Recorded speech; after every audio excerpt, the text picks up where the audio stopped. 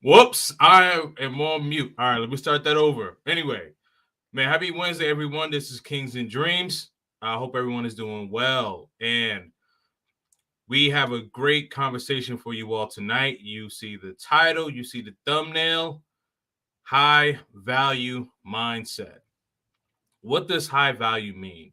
We always hear the term high value, and I think that it's been very misconstrued to where it only is just about the money. It is also about layers of your mind. And I believe that I know rather that I have a high value man, and we are going to get into this conversation because high value is more than just a dollar sign. Without further ado, man, my man Todd Allen, Infinite Growth, is in the building. How you doing, brother? Man, I am outstanding. How you doing? I am doing well, man. Thank you for coming on here, man. I Well, appreciate you for coming through. thank you for inviting me, man. I really appreciate it. And anytime I have an opportunity to be on your show, I'll make myself available. Thank you so much, brother. Oh man, the pleasure's all mine. And so before we get started, I just wanted to get you give a brief introduction of yourself, and I know that you were on my channel a few months ago, but for some of the people who have not seen your channel or who are unaware of who you are, would you Hmm. mind just explaining them to who you are, sir? Sure, I appreciate that. My name's Todd Allen. My channel is called Infinite Growth TV. I'm over 2 decades in decision sciences, a college professor of economics at the university level, and I've been studying wealth and mindset for practically for 2 decades. And so what I do now is, I've worked for the university for a large part of my life. And what I'm doing now is I'm availing this type of information for those people who cannot take my classes at the university. And so I'm basically gone global with this information, helping people to create lifestyle and mindset, high performance. And that's kind of what I do now. And I'm committed to doing that and committed to helping as many people as I can. Oh man, absolutely, absolutely. And so you have a YouTube channel, Infinite Growth TV. Let's talk about that a little bit. Okay. Can you just let the people know what your channel is about? My Infinite Growth TV channel is all about answering questions that many people are maybe afraid to ask. We talk about the esoteric, we talk about economics, we talk about mindset, we talk about anything that will help an individual grow on a personal and professional level. I use a lot of the techniques and the things from Scrum or Agile Scrum, which a lot of people in technology have an understanding of. Agile Scrum is what they use to design computer games and also additional technologies. I use those concepts and to help individuals to basically grow and develop their personal life as well. Infinite Growth TV talks about those things. We talk about things from a spiritual aspect as well as from a worldly or esoteric aspect as well. So I mean, you get a little bit of everything at my channel. Man, that is good to know. Good to know. All right. Well, let's get right into it. The first question that I have for you is that what does the term high value mean to you? Good question. High value is anything that is above where you are now. So, Right. because a lot of times people say, well, high value, and they want to put a dollar figure on it. And, Right. and, and it's really not. When we talk about personal growth, personal development, and when we talk about increasing your mindset to a higher level, it's a higher level or a higher plane than where you are now. It's a higher vibration than where you are now. And so, one of the fastest way to grow is from 0 to 1. Right. And Right. so wherever it is you are, wherever it is that you can start, you're actually increasing yourself to a higher level. And so high value is basically starting where you are and moving to another level. And the idea is to start where you are. If we put a dollar amount to it, some people may think, well, I can never make $1 million in my lifetime. Well, that's not true. a person that makes $20,000 a year and they start working at age 18, well, they will make over $1 million in their lifetime. So it's not usually how much we make, it's how much we can keep. So I need you to say that last part one more time, if you don't mind. okay, it's not usually how much we make, it's how much we keep, right? Because Absolutely. there's an organization called THIRS, theirs, right? And so I think that flew over some people's head right there. right. So it's important to work with them and understand that tax avoidance is okay. Tax evasion will put you in an orange outfit. And so it's important to understand the difference, and it's important how you set yourself up and how you manage your affairs, that you will be able to avoid taxes, and that's how you're able to keep more of your wealth. And that is part of becoming high level. That's high level mentality. That's thinking of things in a different way or form. King, I say this to many of my clients. We're not responsible for what family we're born into, but we are responsible for what kind of legacy we leave, right? And so, I come from a family where the men in the family who passed on didn't leave much of anything to those who were left behind. And come to realize too that our memory is just as long as people can, until they move on with their lives, right? So the idea is that in order to create value, you have to be able to create something that lasts longer than you, that you stay in the frontal lobe as many people as you can for a longer period of time. Because at some point, when we pass on, people will forget. But if we're able to leave a legacy, we're able to affect generations. And so the idea is that we want to not only impact the people that are in our immediate vicinity, but we want to impact generations to come.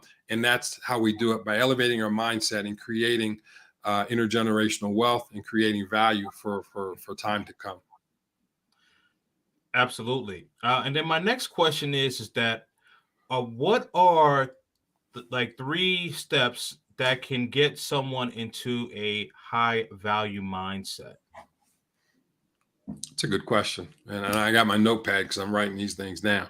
3 steps. Okay. Well, I think the first step is that we have to have faith in ourselves and our ability, right? Faith.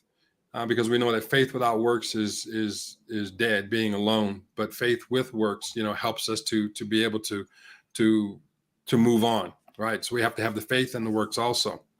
So having faith in our abilities to learn, faith in our abilities to endure. The second thing is not only we have to have faith, but we have to have, we have to watch the words that we speak, right?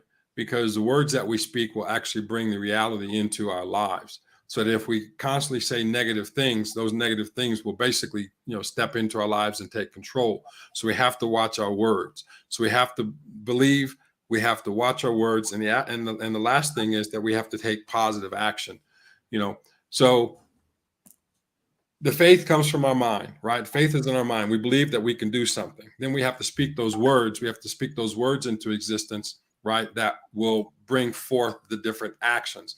So mentality, the words, and our actions. Our faith, our words, and our actions. Those are the 3 steps. And each one is a witness to the other one, right? Our words are a witness to our faith. Our actions are a witness to our faith. Our words are witnessed by our faith and our actions are witnessed by our faith and our words. So each one in this triumphant is a witness for the other 2. And we also know that 2 or more witnesses are required, right, in the court of law, right? And so it's not just one person because it's hearsay, so we have to have multiple witnesses. This is multiple witnesses that if we have those 3 things, we can basically create any kind of lifestyle that we want. All right.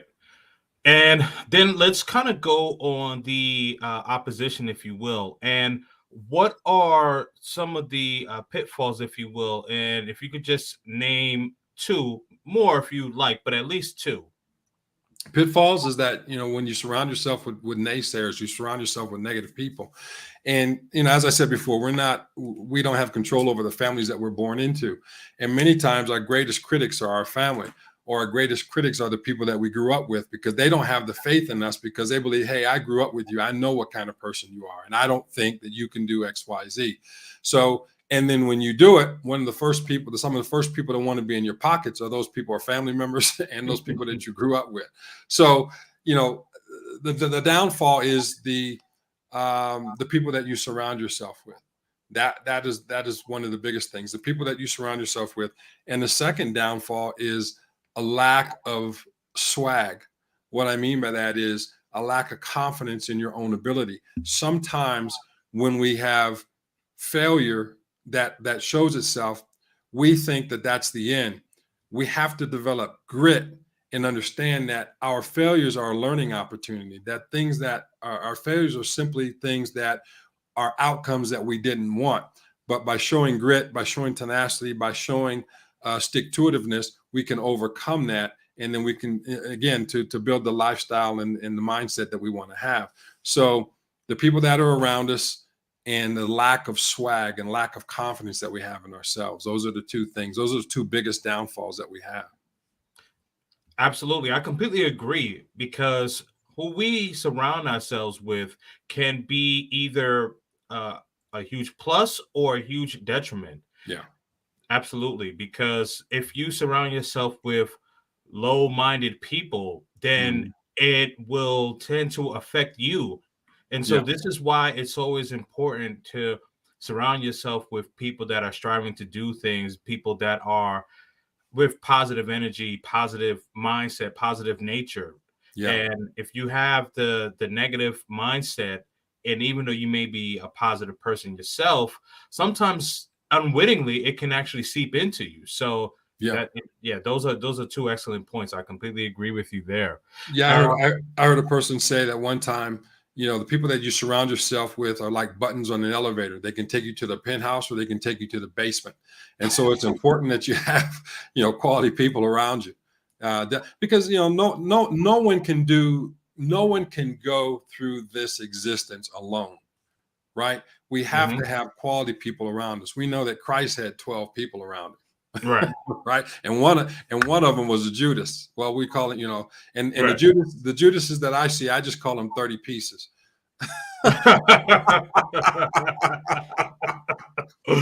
Yeah, you are absolutely correct. Absolutely correct. So yeah, my next question is that one of the things that I've heard you mention, and this was definitely on our last panel, and shout out to Learn Crypto TV and shout out to Bet Out of Debt. And you had mentioned this, that you are the money. So let's kind of just dive a little deeper into that. Right. What does that mean? Good question. Well, a lot of times people think that I'm trying to look for a prop here. Let me see if I got a prop. Yeah, no worries. Take your time. Yeah, I got a prop. All right. A lot of people think that this is money. This is a peso, so this is not, equivalent to $1. This is 5 pesos. So this is equivalent to $1, right? $1, close to $1. Right. This person on here is dead. Right. This paper only has intrinsic value, the value that we put onto this with our mind, because this piece of paper is really no different than this piece of paper. There's really no different. The only difference is the color and the person on it and the value that we give it. But this is dead. This only has the value that we put into it with our mind. So what is real behind this? The real thing behind this is that we exchange this for hours of our lives, for our time.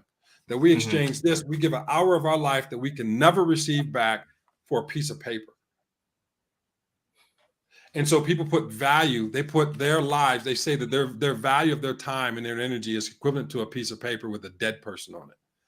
But in actuality, what people are exchanging is your time, your energy to create value, to create goods and services, to create a lifestyle for other people. So they're exchanging pieces of paper for your energy to create value, because that's the only thing that really creates value, is that your energy, your mindset, your productive capability. That's the only thing that has value. In fact, you have political parties that fight for you, right? That fight for your vote, that want your vote because they understand that your energy will actually give them lifestyle, will actually give them power. Your decisions will give them power. It's not so much this, but it's you as a living human being, the living person born in the image and shaped in the image of the Most High. You are the thing of value. You are the prize. You are the thing that all people in power want to control is you. That means that you are in fact the thing of value. You in fact are the money. Right. One of the last things you mentioned, the prize, right? And so kind of dive a little deeper into that one as well, because what does that mean for someone to be the prize? Intrinsically, like when I hear it, it means that I intrinsically have value. So whatever decisions that I make, like it falls on me, myself. But the thing is that I'm entrusted to make these decisions because I'm the prize, right? So means that I'm the winner. And so my question to you is that when you say the prize, what does it mean to you and what should it mean? Well, again, when it says that you are the prize, you are the thing of great value, Mhm. right? This world does not exist without you, right? Mhm. The only place that exists in any one particular point in time is the place or the locality that you are in, right? Right. I mean, we could say that we live in a matrix. We could say that we live in a false world, right? Mhm. That a lot of people say that if they can't see something, they don't believe it, right? So the idea is that I'm here, someone else is somewhere else. Do I really know that some other place exists if I don't see it? If I open this curtain, I can see, okay, I can see that it could be a hologram. I can see that it's there, right? But Right. really has no impact on me depending upon where I'm located. It has no impact on me. The only thing that has impact on me at the present in this particular moment are the things which are around me in this space, right? And so when I'm Mhm. talking about saying that you are the prize, the reason why today or this particular moment is called a present or the present is because this is the only existence that we have. So setting yourself up as the prize, believing that you are the prize, you're the thing of great value, and you invite things to come into your space, right? Right. Nothing can come into your space uninvited. If it is, it's an enemy, and you can fight it. And it's not invited at that particular point in time because you're fighting against it. But you control your space, your time, your energy, your being is valuable, and you can allow whomever into your space, whatever into your space, simply by your thinking and your allowing it, right? And so that's why I say that you are the prize because you have the ability to control everything that comes into your mind and everything that comes around you. You are the thing of great value. When you invited me to your show, right? Mhm. This was value that you're presenting to me because you're saying, hey, it's an even exchange. It's a commerce. It's an item of commerce. It's equal exchange. You invited me to come to your show. I accepted. Now we've invited one another into our space, right? And so we can create value together. But if one person doesn't have any value and the other person is trying to give value, they're lifting weights. The other person Mm. has to believe that they have value, that they have something of value that they can give. If they don't, it's either called a parasite or a pimp, and it's the same thing. Absolutely. Absolutely. But man, this guy is dropping some gems right now. And so just kind of circling back into the high value term. And so a lot of people think that it's about the money, as I mentioned earlier. And how do you try to reroute someone when they are just focused on the dollar? How Mm, do you reroute that person or persons? good question again, man. You got some good questions tonight. Some very deep questions. Um, honestly, if a person does not want to change, if a person doesn't want to be rerouted and change their thinking, I don't force them. Mhm. You know, If you want to, you can. If you don't want to, that's okay. Because, I don't have a heaven or hell to put a person in, so I don't judge anybody. Right. And at the same time, I can't make a person do something that they don't want to do. Motivation is not, or inspiration is not something that comes, I'm sorry, motivation. Motivation is not something that comes from outside. Motivation is internal. Inspiration can come from outside. But again, you have to allow that inspiration to come into you, or to come to you, so that it produces motivation. If a person does not want to change their mindset, and they simply think that these pieces of paper are extremely important to them and it controls their lives, then this becomes their God. And I can't, if a person believes that this is their God, I can't change their mind. They have to believe and have actions based upon their value system, based upon their beliefs. Remember, the first thing is faith, right? And I can't change a person's belief system. I can give ideas, but the ultimate change has to come from within themselves. So if they don't want to change, I don't force them. No means no. Absolutely, I completely agree with that. I think that in modern day society that all of us, I can even say myself included at times, we all become enslaved to the dollar, where we think that it's end all be all, but it's not. As you mentioned, we have to elevate our mindset to know that we are actually the commodity. The Right. dollar is just a piece of paper with someone who passed away hundreds of years ago, right? I mean, yeah. I mean, the thing is this: they print this all day. They print this all the time, Right. and the only value that it has is the value that we place on it from our own belief system. But you cannot create an extra hour of your time, an extra hour of your life. You cannot. Right. And once that time expires, that's it. You're gone. Right. And they're going to continue printing this stuff when we're long gone. Exactly. So the idea is that if you live for money, pieces of paper, what value do you really have for your what kind of value do you really have on your life? And I would say this, that if I was to tell someone and say, listen, I'll give you $1 million right now. And you say, okay, great. I said, but your mama's got to be sick, or you're going to be sick, or you're going to lose a loved one. Now, is that $1 million still valuable to you? Now, we know that some people make sacrifices, that some people sacrifice loved ones for that money. That's their value.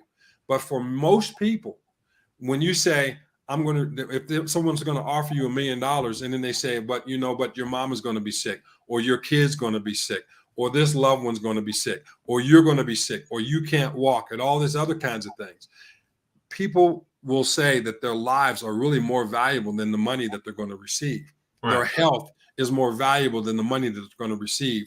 Their loved ones are more valuable than the money they're going to receive.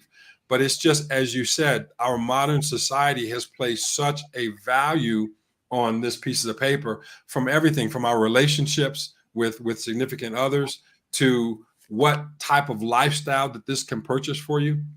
We've kind of missed the boat and missed the understanding of what is really important. And this is why I say that you are the money. This is why I say that the only thing of value is us, is our time, is our energy, is our productive capabilities. It is so important that the elites or the powers that be will brainwash us into thinking that we're nothing without that piece of paper. Interesting that you say that, right? Because when I was growing up, I didn't learn anything about financial literacy, and I'm sure a lot of us really didn't learn anything about financial literacy in school and things of that sort. Well, in high school, that is, high school or middle school, what have you. Once you get to college and maybe you make that your, what's the word I want to say? Your intention to go into that profession, then that's when you start to kind of learn about financial literacy. But like growing up, we didn't have like economics class or anything like that. So do you think that that's part of the reason as to why we have not gotten taught the financial literacy. So we had to kind of learn it as we gotten older, and there are some of us who have gotten into so much debt, if you will, like it's kind of just a mountain where it's just like it's so unattainable to climb to that mountain to get from underneath Yeah. that all that debt. Well, I will say this, that when people say that we need financial literacy, is really a misnomer. We really need to understand what's valuable and what isn't. What's valuable is you and I as a living human being born and shaped in the image of the Most High. Right. That's true financial literacy, is where we understand our value. The second thing is, when people talk about economics is simply the study of choices. A lot of people think that it's supply and demand. Those are characteristics of economics, but economics in and of itself is the study of choices. What are the benefits and the costs of the various choices that we make? And we assume rational behavior if the benefits outweigh the cost of our decisions. If the benefits are equal to the cost of our decisions, we are indifferent. We might not. But if the benefits are lower than the cost, meaning the costs are higher than our benefits, we assume that we don't do that activity, assuming rational thinking. But for most people, for many of us, the cost is too high and the benefits are too low. That's irrational thinking. So, but that's what we are taught. We are taught to take on more costs than the benefits, right? For example, we buy an expensive car. What's the purpose of a car? It goes from point A to point B. That's it. Why would I buy a car? I can buy a $20,000 car and it does the same thing as a $250,000 car. The same thing. Goes from point A to point B. What's the difference? The difference is the esteem that we place on that. And that's solely mental, right? Mm-hmm. We think that, we're going to, because we have a $200,000 car, $250,000 car, we have arrived. But as you said, it's all debt, right? Theoretically, it's debt. In actuality, money is not real. So if money's not real, where does this quote unquote debt come from? The debt comes from the fact that the United States, the term United States, is a federal corporation. And every person who's born into this federal corporation is basically used as collateral for the debt. Meaning that when Congress passes a law and they have the debt, by Constitution, all citizens of the United States are responsible for that debt. Now, if you and I are responsible for the debt of the United States, what has the real value? The debt or your and my productive capability? Is this rhetorical, or did you want me to answer? It's rhetorical. Well, I'm going to answer. It's rhetorical, but Okay. It's our productive capability, because we are the ones who are guaranteeing the payment of this debt. Right. So the idea, again, people will buy this car thinking that they're going to have prestige, thinking that they're going to have something other than what's real. But in reality, they still have to use their productive capability, their hours, minutes of their lives to pay back that debt, which is really not real. Right. So what's real? You and I as a living human being. And we are so real that they don't recognize us by our name. They recognize us as our ens legis, or our fictitious entity. This is why your bills are all in capital letters. When you look at your gas bill, it's all in capital letters. Why? Because it's recognized as a corporate entity. And that's a whole nother conversation. But this is what I'm saying when we're talking about elevating your mindset and a high level mindset, is understanding what is real and what is not, what is real and what is fictitious. Right. Absolutely. Absolutely. All right. Let me. I see. I got some super chats here. I just want to jump into Well, that's them what's really up. quick. Congrats, brother. Absolutely, man. Man, well, listen, they came here for you, not for me. Man, They're getting the lessons today. well, they Um, know that your channel, man, you bring the heat, man. So I appreciate it. I appreciate it. Thank you so much, man. I appreciate it. Shout out to my man QB Passport Flexing. He says, "Get the likes up." Thank you so much. I appreciate it. Definitely appreciate it. I'm gonna get to everyone else's comments, but as I mentioned, super chats do jump the line. All right. So my man Tobias the Traveler, what is going on, Tobias? He Right. says, "Thank you for dropping this. I've heard much of this before, but repetition is the mother of learning. I love how Todd explains his points." Yes, absolutely. Yes, he explains his points very thoroughly, I love that. I definitely love that. Excellent, excellent point. So, Shout out to Bias. Thank you, brother. yeah, and for those of you who are not subscribed to Todd's channel, just want to make sure that you guys do subscribe to his channel. And I believe my man LB did drop it, or did I go past it? I think I might have went past it. Okay, here it is. Yeah, so definitely subscribe to his channel, Infinite Growth TV, and you can definitely learn a lot more in depth, and I know that you also have consultations and things like that, and that's something that we could probably touch base on a little bit later. But definitely make sure that you guys, and ladies, subscribe to his channel. It has very, very good content. All right, let me get to some of these comments here. Knowledge and relationships. Thank you for coming through. M3. Tobias the Traveler. Let's get it. Let's see here. Chocolate Brother, salute. Yeah, man, salute to you, brother. Excel Pro in the building, man. Always in the building. Killer Swag 216. Man, I appreciate you coming through again. I believe you're still at work, so I appreciate you coming through, man.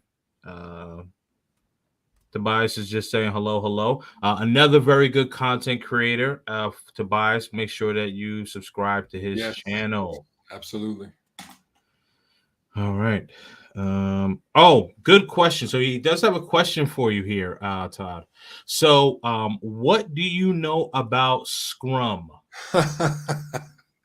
Well, I'm Scrum certified. I'm also a master Scrum and Okay. a product owner. And so, what Scrum is, it's actually a term that they actually took from rugby, right? But this is what's used in technology. It's called agile. It comes from agile, which is a way that you can actually do things, get more done in a quicker period of time. Mhm. And so what they use in Scrum are small teams of experts in particular areas, and they all work on on different products. And by working on these different products, they have okay. He says that was a rhetorical question. I'm a product manager. Okay. Oh, but you know what? Yes. Tobias is a product manager, and I did know that, but Okay. still continue for those who are not in the know. Okay. So agile scrum is a technique which is used in technology, and quite honestly, it is something that has a long history. It was called other things. The Japanese used this in their production after World War II. They've been using things a lot like this. But what this is this: we have been taught in school that we are individuals, that we want to take tests by ourselves, we want to do a lot of things for ourselves, and want to learn on our own. But when you're doing agile scrum, what they do is you recognize that you're able to accomplish more within a team, right? And then you actually have meetings that you have, like you don't have like 2 or 3 hour long meetings or 15-minute meetings to kind of get you to brush up to figure out where you are and what needs to be done. And then people go on and they do their work as a unit. And so the idea behind Scrum that I use in my consulting is this, that we take an individual and we kind of figure out what it is that they want. What mission do they want to accomplish? I won't say what goals, I'll just say missions, right? What's the end look like? What do you want the end result to be? And so we start from the end and then we move backwards, right? And so the idea then is, what team members do we need around us to make things go? If you're an entrepreneur, you need a legal team, you need an accountant, you need a banker, you may need an insurance person, and then there's product managers, and there's you. So you're looking at 5 people other than yourself. You're the product owner, so you get a team of 5 people. How you structure the process with those 5 people so that you can create more in a shorter period of time is what Scrum is all about. And I'm saying that not to be technical. I'm just simply saying you're creating a basketball team so that you can win an NBA championship. That's all you're doing. And you're going through a process to make that happen. So shout out to Tobias, because I'm telling you, Agile Scrum can change your life. If you know how to apply it in your personal and professional life, it can change your life. It can elevate you very, very quickly. Right. Yeah, I haven't spoken to Tobias necessarily about Scrum, but I know that's the secret sauce. He's been doing this since 2012, man. I mean, if I'm going to challenge anybody, if you go into Indeed and you look up Agile Scrum or a Scrum Master and the salaries that they start with, they're 6-figure right off the rip. Yes. Yeah. Yeah. So that's something that I have spoken with Tobias about, and I don't want to put too much out there, but I know Tobias is basically, he's putting some things together that's going to help some people out, and it's going to be beneficial, because like the thing is that a lot of us brothers, in this space, right, are in STEM. So like I'm in STEM myself. I'm on the science, life science side, but still, like there's a lot of things to learn and understand, and that are, very very profitable mentally, Yeah. which will definitely give you a peaceful way of living. So definitely. I'm gonna give you an example, because Okay, yeah, we have a group. There's a bunch of us who are content creators for YouTube, right? Mm-hmm. If you take those, for example, when we talk to the different people in the group, right? Mm-hmm. And they give you ideas on how to do things, and then once you talk to them, you do something, you come back, you talk about it again, you revise it, you do it again, and you come back until you have what's called a final product. And what's the final product? Your channel. You're able to grow your channel and to monetize your channel quickly. Why? Because you have a core group of people that you work with on a regular and consistent basis, and you're continually modifying and getting ideas and implementing ideas, and you have a time limit, right? And you have a time limit with how you want to get this thing done and how quickly you want to get this thing done, but you always bring it back for evaluation. You do that automatically, systemically, but we've just basically given it a name and called it Agile Scrum. But this is what you do intuitively anyway. I mean, you've been able to monetize your channel very quickly. How? By talking to some people that have certain skill sets and implementing that into your process. That's Scrum. Right. Wow. Very, very, very simple, but yet detailed breakdown. Like I love that. I love that. And I want to circle back to one of the things that you had mentioned. Like you said that in school, where we're basically kind of like on an island by ourselves, if you will. We're taking tests and things like that. What I've learned is that at least for me, and I'm sure a lot of people in the chat, I've learned the most being working in a collaborative group outside of school. So it's interesting that you mentioned that. So I like the breakdown of Scrum there. I use this. I was in a master's class when getting my MBA, getting one of my two master's degrees, and so I was had to do a group project in international business, and so I had a person that was from China who was a fantastic researcher. She was on my team, and she was an exceptional researcher. She run circles around me in terms of research, but I had a skill set that she didn't have, is that the ability to present, and that was part of what we had to do with this project is research and present. So we made a deal. You research it, and I'll help you with the research. You put it together, and then I'll present it. But you have to send it to me first in case you get hit by a bus or get deported, because I still got to turn this in. Right. Right. But Yeah. but that's kind of, that's what it's about. It's people have strengths, and you can combine those strengths and make the product even better. And that's Right. what it is. And so when we talk about mindset and using Scrum for your mindset, it's taking information, bits and pieces from other people, and applying it to your own life, to your own mindset, and making it better and elevating yourself from where you are to the next. And that's why I say that, increasing your mindset to a higher level is you start wherever you are and you just have incremental change. And that's elevating your mindset. Absolutely agreed. All right, let me continue just going down here. LB Crypto, thank you so much. What's going on? He says that is facts. Robert Kiyos, Robert Kiyosaki. yeah, Kiyosaki, yes.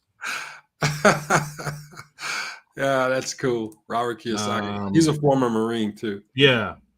Yeah, I'm familiar with the name. Okay. All right, so he says, LB Crypto says, the white people take legacy serious, great grandfathers on the wall. Completely agreed. Completely agreed. And I think that, and I'll just kind of respond it in kind of want to hear your thoughts on this as well. Yeah.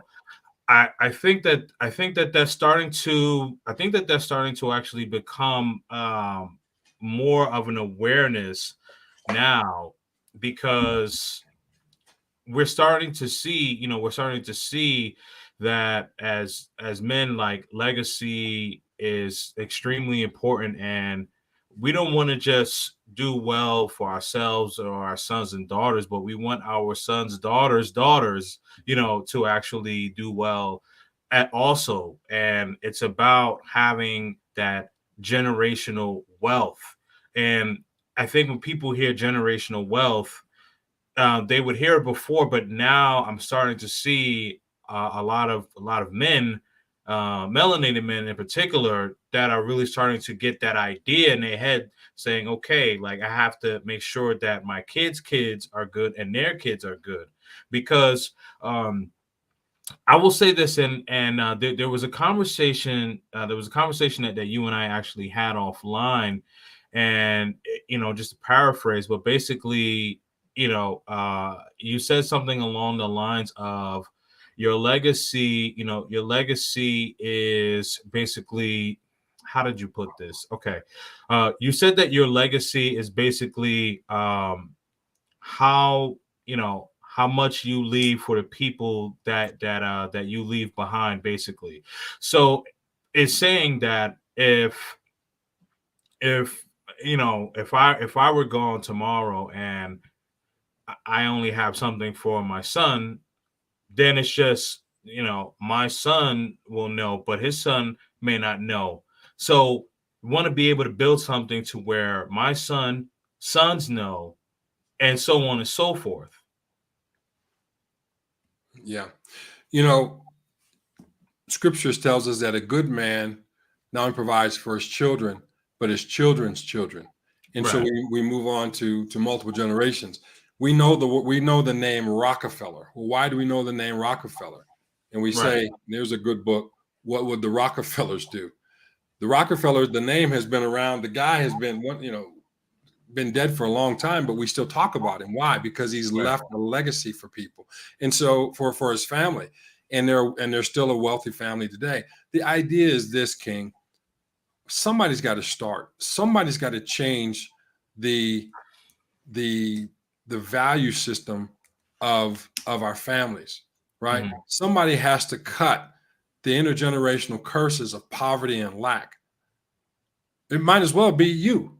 It might Right. as well be me. Why? Yeah. Because we know information and we have the knowledge, we are responsible for it. And so it is our responsibility to create legacy. It's not we they say that ignorance of the law is no excuse, right?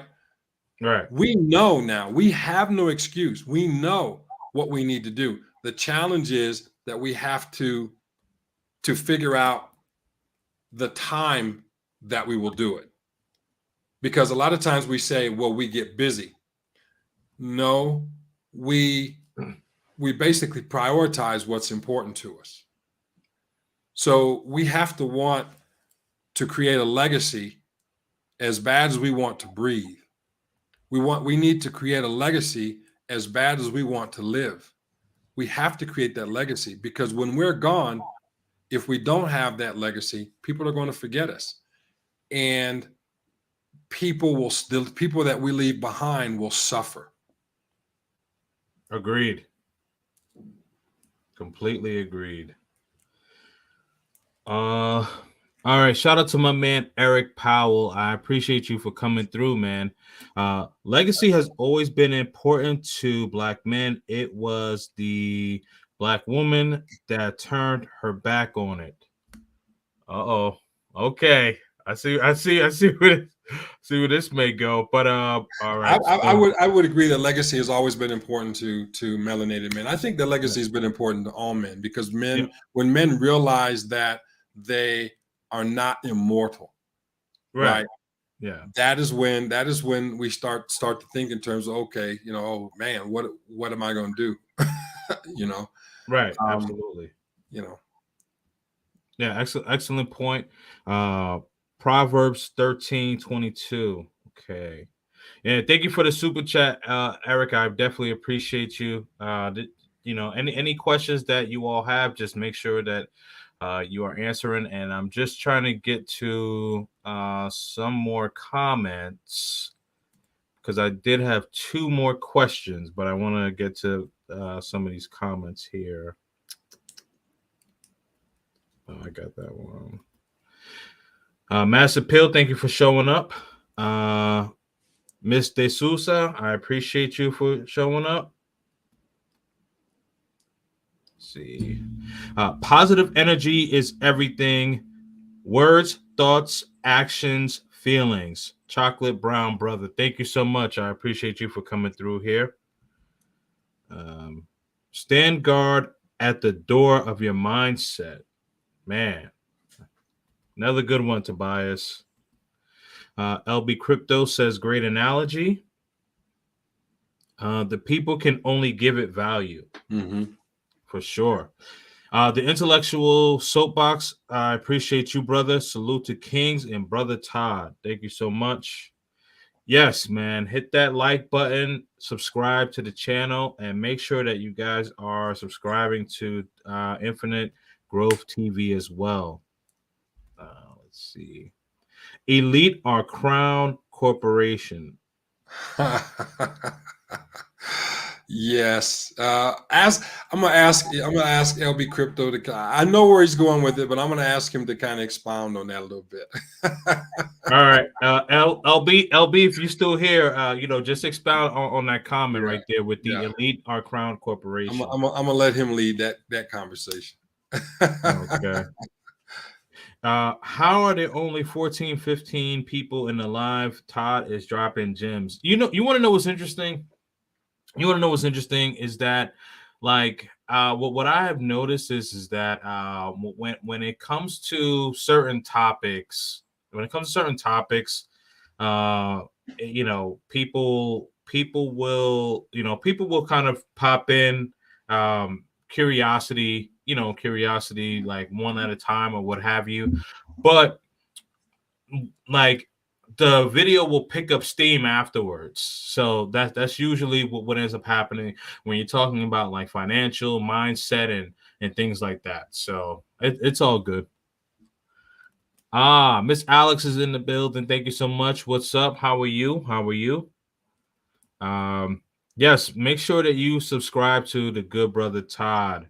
This is an excellent conversation. Excellent brother, smart brother, high value brother. So definitely make sure that you subscribe to his channel. Let's see. Absolutely, my man. The federal government is holding a company and the states. Hold on, I'm sorry. Let me start that over. Absolutely, my man. The federal government is holding a company and the states are LLCs. Yeah, Yeah. The federal government is a holding company. He said the states are LLCs. Yeah, Yeah.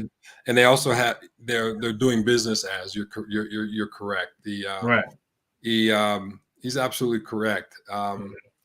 There is actually, and when you and I are offline, I'll show you. I will show you a website that you can go to that you can actually type in your social security number and you can see where it's being traded all over the world and at what value.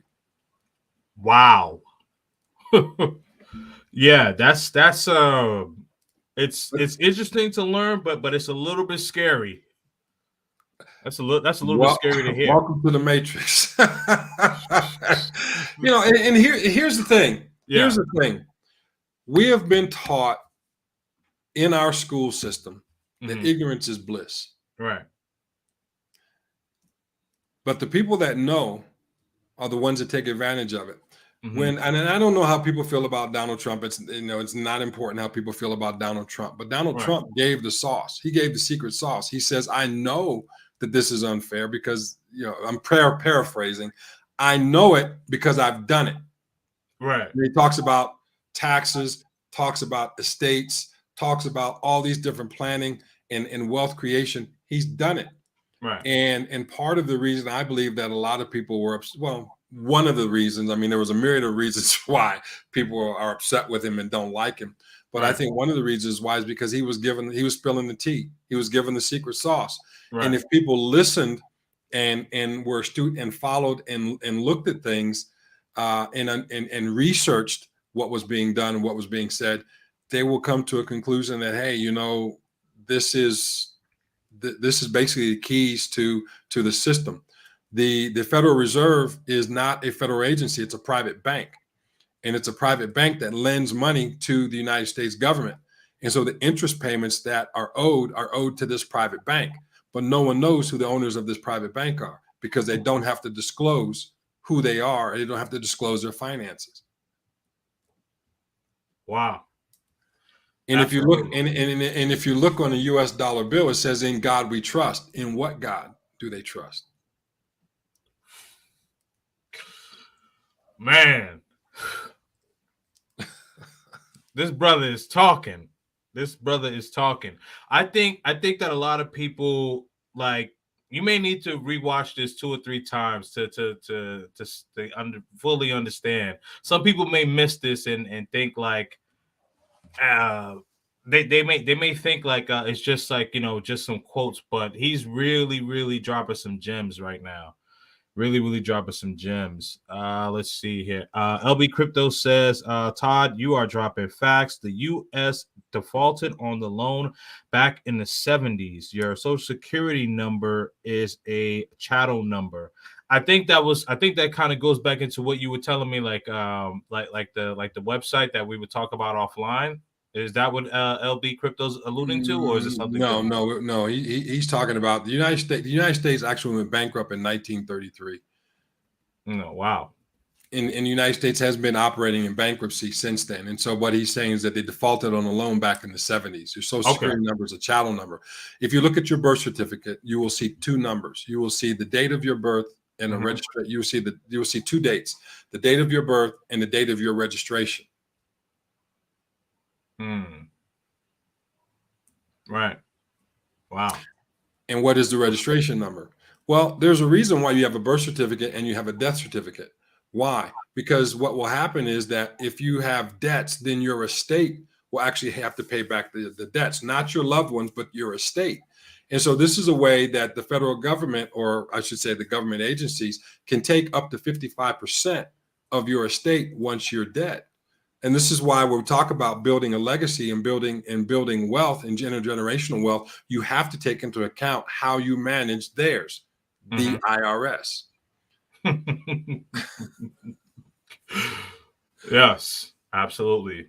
I like that. Theirs. I mean, that's how you spell it.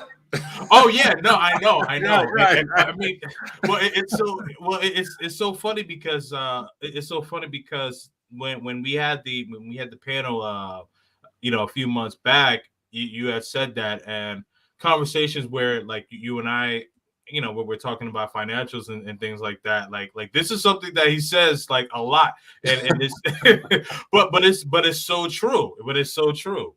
So true. Let's see. All right. I'm gonna say this too, because this is also part of having a higher mindset. A lot of people have to understand what their nationality is. And what do I mean by that? When people ask me here, where are you from? I tell them Ohio.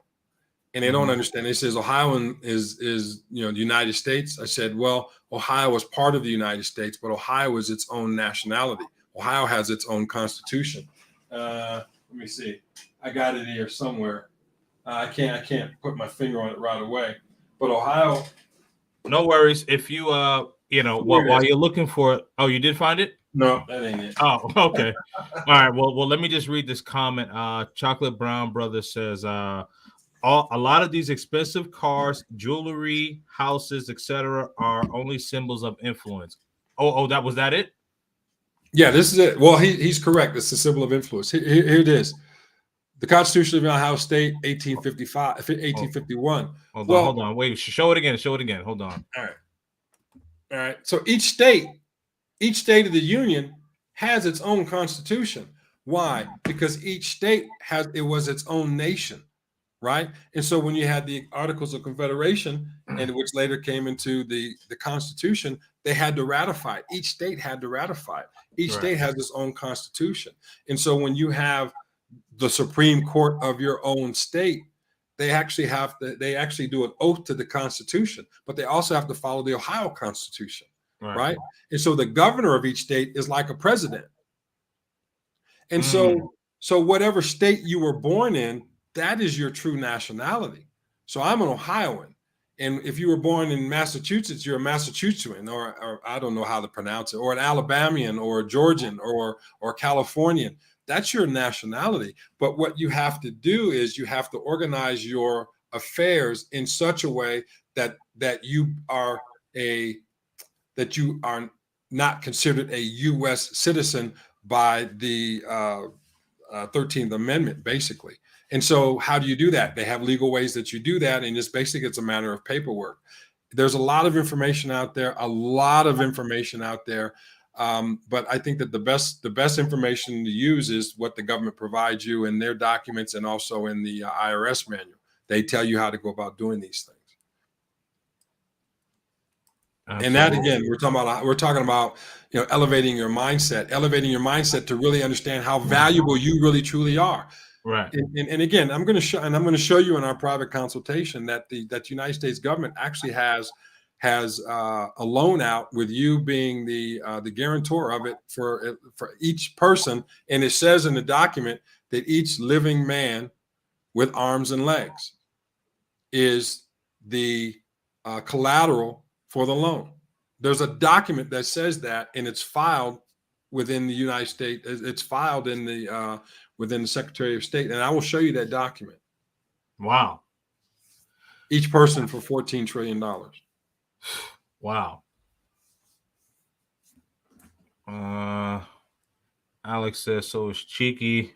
Okay. Shout out to my man Drees TV. Definitely make sure that you subscribe to his channel as well. Thank you for being here, Drees. Alex, she says facts. Incremental improvement. Yeah, that's the scrum. Mm-hmm. Okay. Ramadan, thank you so much for coming through. I appreciate you, miss. All right. My man Los is here. What's happening? How are you, man? How are you doing? Los. Garden scientists, like, share, subscribe, and hit the notification bell. Yes, definitely make sure that you guys are sharing this video because, man, listen, this is an excellent, excellent conversation. Rothschilds are older and bigger. Facts. Facts. Yeah. Yeah, they're older and bigger than the Rockefellers, that's for sure. Right. Let's see. Uh, blockchain. This is why the man has to make sure the child is actually his. Otherwise, you can be leaving his/your legacy to someone else's bloodline. That he's correct, and a lot of times it depends on who signs a birth certificate. If the child isn't yours and you sign the birth certificate, in many instances in many states, you're on the hook. Yes. Yeah. I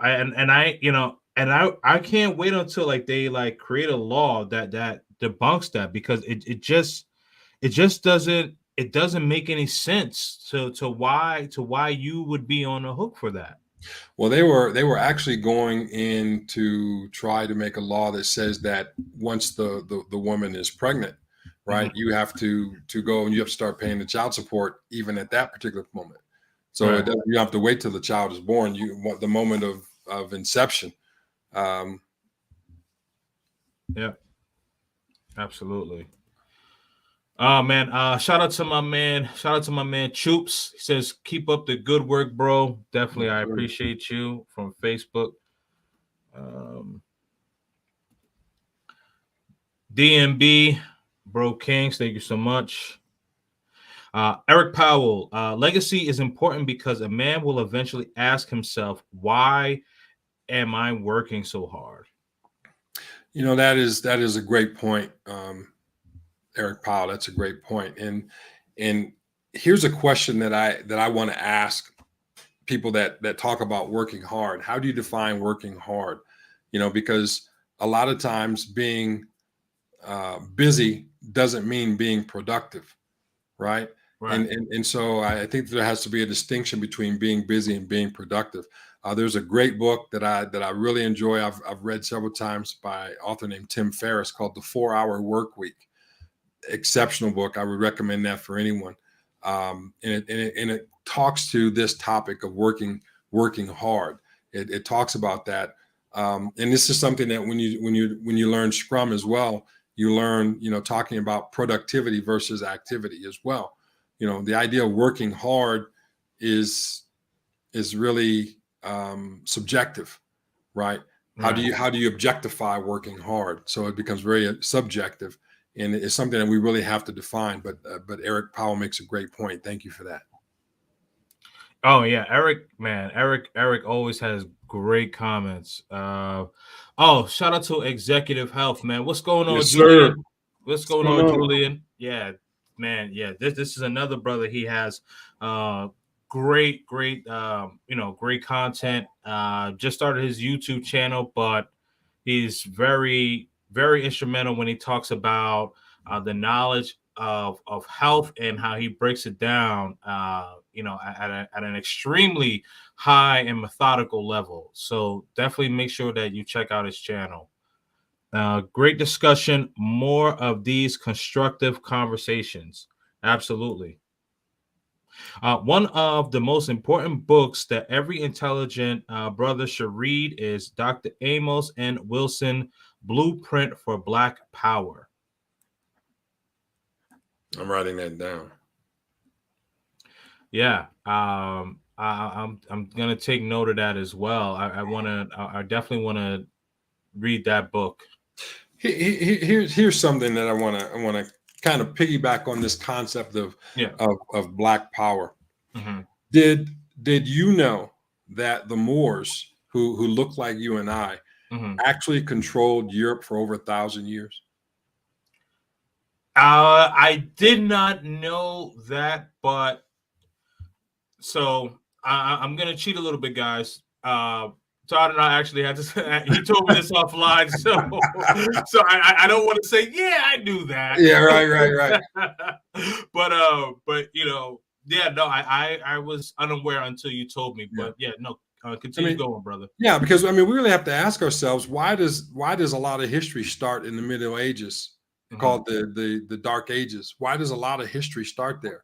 And what happened prior to 1492 when Queen Isabella sent Cristobal Colon overseas to discover, the Americas? What happened prior to all of that?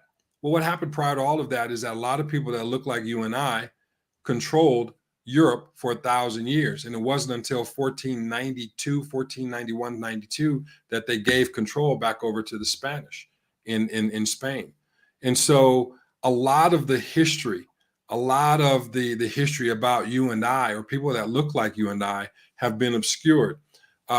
Ace Live did a video the other day, and I want to give a shout out to Ace, and I haven't met him yet, but I'm telling you, Ace has been very influential in my creation of my YouTube channel. But he did the history of Afro Argentinians, Yeah, and that they don't recognize Africans or melanated people ever being in Argentina. right. But there's a community there that look like you and I, but Right. they want to say that those people are not indigenous, that those people are migrants. We have a history of people that look like us that has been obscured, that has been hidden, that has been erased. Because one of the first things that people do when they take over is that they destroy the books and the libraries. And that's exactly what the Spanish did when they took over Spain again in 1492. They erased much of the history, and they put themselves in the history books as if they were the ones to basically do certain things. I mean, if you go back and you read even Benjamin Franklin about being here over in the new colony, he said that there were swarthy and tawny people. Well, what's swarthy and tawny? That's you and I. And the swarthy and tawny people were the majority of the people in the colonies. So, I don't know if this book talks about that, but I think that this is an important point to make. It goes back to when I talk about that you and I are the prize and that Right. we are the money. We really have to have a true understanding of who we are.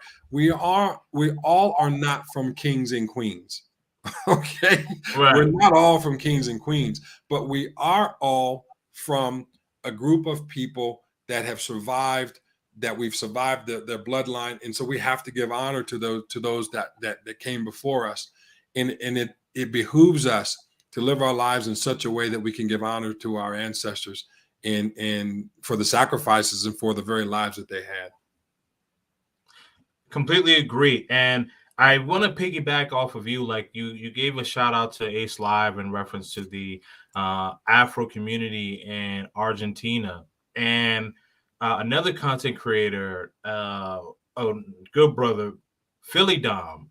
He actually did the same thing in El Salvador, and Philly Dom and Ace Live. I watched a lot of their videos on this content, and when it came to the Argentinians, they were in the comments kind of giving pushback on Ace Live's videos, and also the same thing to Philly Dom.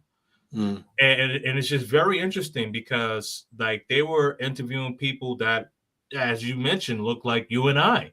So and they would say like these are migrants, and I just don't believe that to be true. I just don't believe that to be true. And as you mentioned, when you say that they go into the library, they erase the history books, and so what I think is that a lot of these people are probably unwittingly ignorant because their ancestors that came way before them did not pass that information down. Well, I would argue that it may be purposeful. That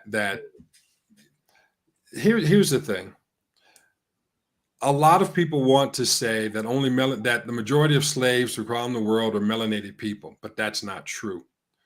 The fact is that there were black and white slaves throughout history, and that many of the people that look like you and I, when we controlled the world and were the majority of the world, we had slaves and we had white slaves as well. Every group of people on the face of the earth have been slaves. The Slavics were slaves. They were called, that's where they get the name Slavs from. So the idea is that slavery was not just, let me just say, melanated people don't have a monopoly on slavery. Mm-hmm. Slavery has been for people all around the world at a particular point in time, because if your country or nation state or group that where you lived was not strong enough to defend itself, you became slaves. Blacks sold blacks into slavery. Why? Because if there was a tribe that they conquered, they took slaves for themselves, and the others, it became commerce. King George III called it black gold. Why? Because there was a selling of slaves. And so not slaves come from all over the world in all shapes and colors. And there's still slavery that goes on today. So the idea of our history, or the idea of the history of blacks or melanated people in other parts of the world, to say that they were just simply slaves is just really a farce of history. And this is why they call it his story. It's his story. And in many instances, it's fabricated. Man, absolutely. A lot of people, you know, it's so interesting that a lot of people. Oh, okay, you get the book. Hold on. Let me just make you big so people can actually see it.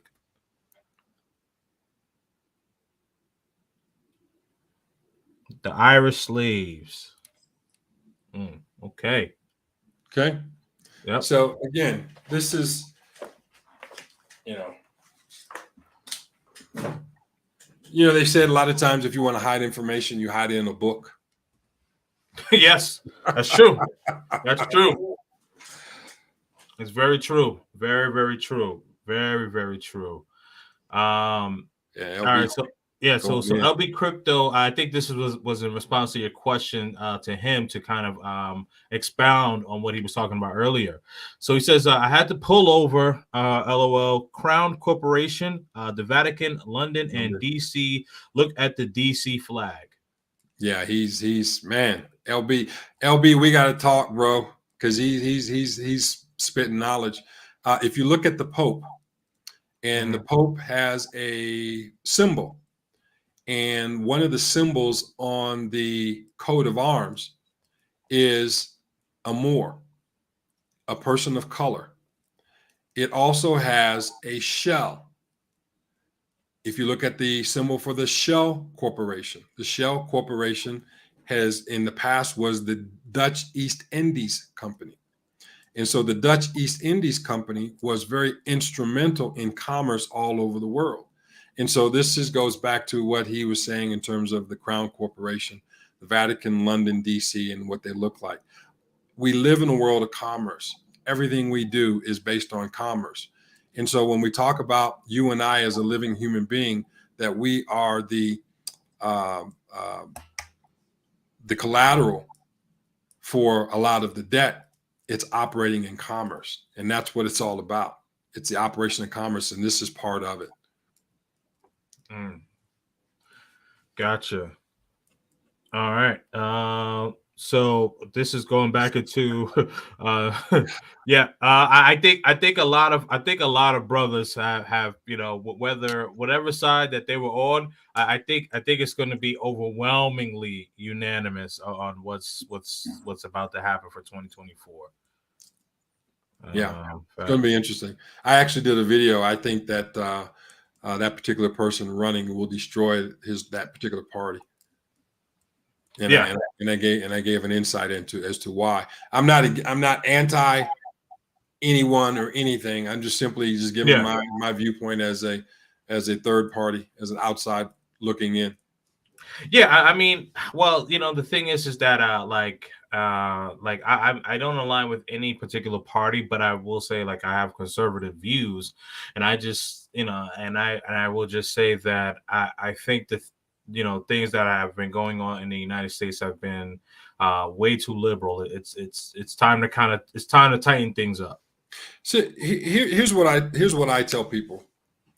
You have to operate in your self-interest. Right. Now, when I say self-interest, I don't mean selfish interest. I mean that you have to look out for the things which are most important to you, right? You have to operate, and that is true free market commerce.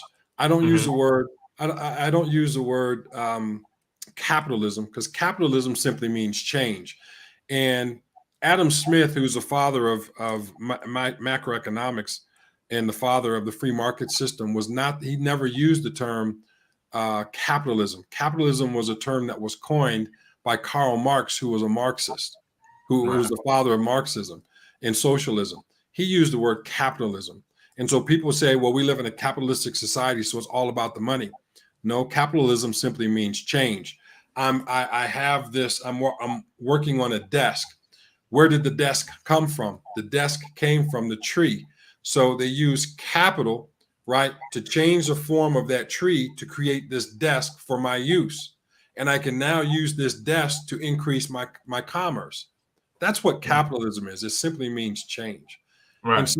so I think that when we live in a free market society and have the opportunity to pick and choose what it is we want to buy for our consumption, and that includes politics, we have to operate in our self-interest. And I'm not saying in our group self-interest, I'm simply saying in our self-interest, because at the end of the day, the only person that really truly matters is you and I as a living individual, because we're the prize and we're the money. Right. Absolutely. Chocolate Brown Brother, excuse me. He says not everyone is ready to be woke. Oh no, some people like to sleep. Ignorance is bliss. uh Eric Powell again. He says, correct. The government is running a tax farm where you are the tax producing cattle. That is a great analogy. I'm going to write that down, and I'm not going to give you credit, Eric Powell. So I'm letting you know that now. Hey, you should, because he'll he'll come to your channel and give you a super chat or a cash app or something, man. Right. Yeah. I'm saying that because if a lot of times if you take information from someone else and don't give them credit, it's called plagiarism. But I'm just letting I you see know what I'm you're gonna take saying. it. I'm Got it. not Got it. giving them Got it. credit. So Got it. Yeah. Got it. All right. Just want to make sure you got it before I move on, because I see you yeah, I actually got it. writing it. Right. Okay, cool. Okay. He says, I stand corrected. You are right. It is on your birth certificate. Oh, that's from earlier. Okay. Right. All right. Right. All right.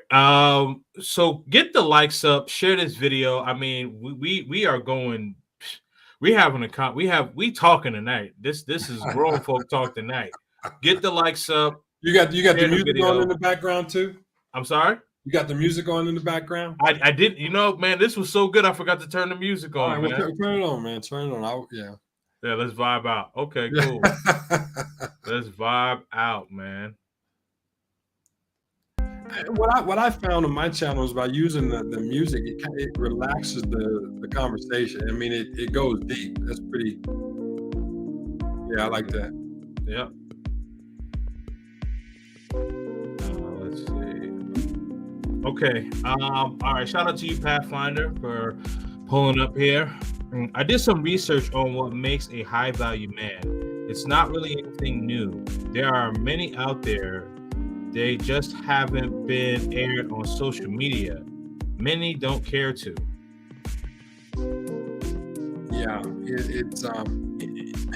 the thing, and this is just a Toddism. This is just my belief. A lot of high value men are very private, and some of the things that we're talking about tonight, we have to understand what is public and what is private.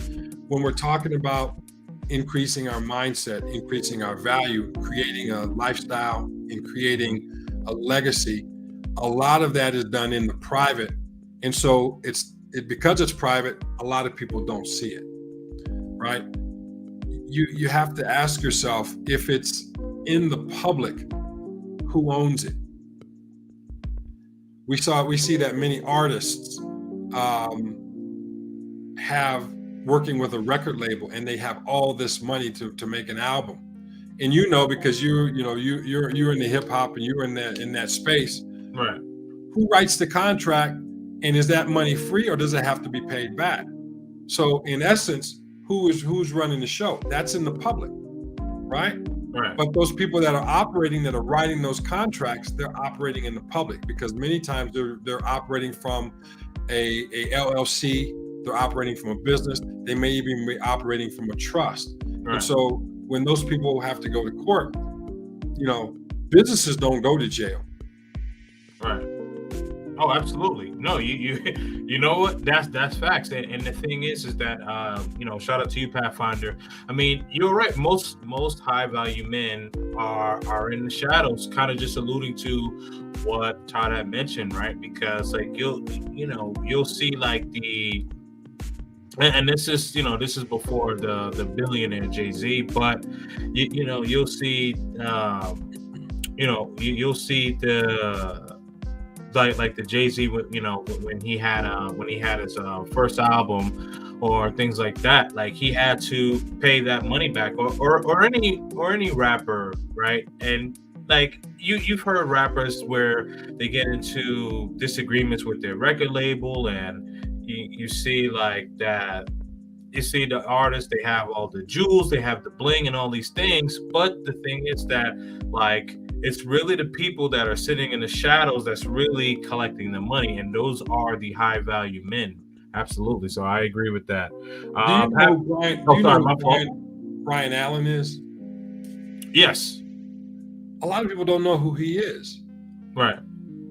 He's a high value man. Oh yeah. And he's huge. He's a monster. Right. Oh yeah. Or Dangote. Anyone know who? I forgot his first name, but Dangote is out of Africa. He's actually a billionaire. So if you look at some of the black billionaires, there are men that you never even heard of. They're high value men. They have high levels of income, and they're operating in the private. So that person is absolutely correct. Yeah, absolutely. I mean, like most of them are like, unless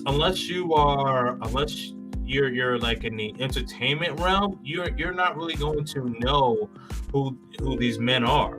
Like for a long time, a lot of people didn't know that. I believe he's no longer the CEO as of 2018, but the former CEO of American Express, was a melanated man. Right. A lot of people didn't know. And one of the reasons why the black card came out, it was because he thought of it. So it's just very interesting.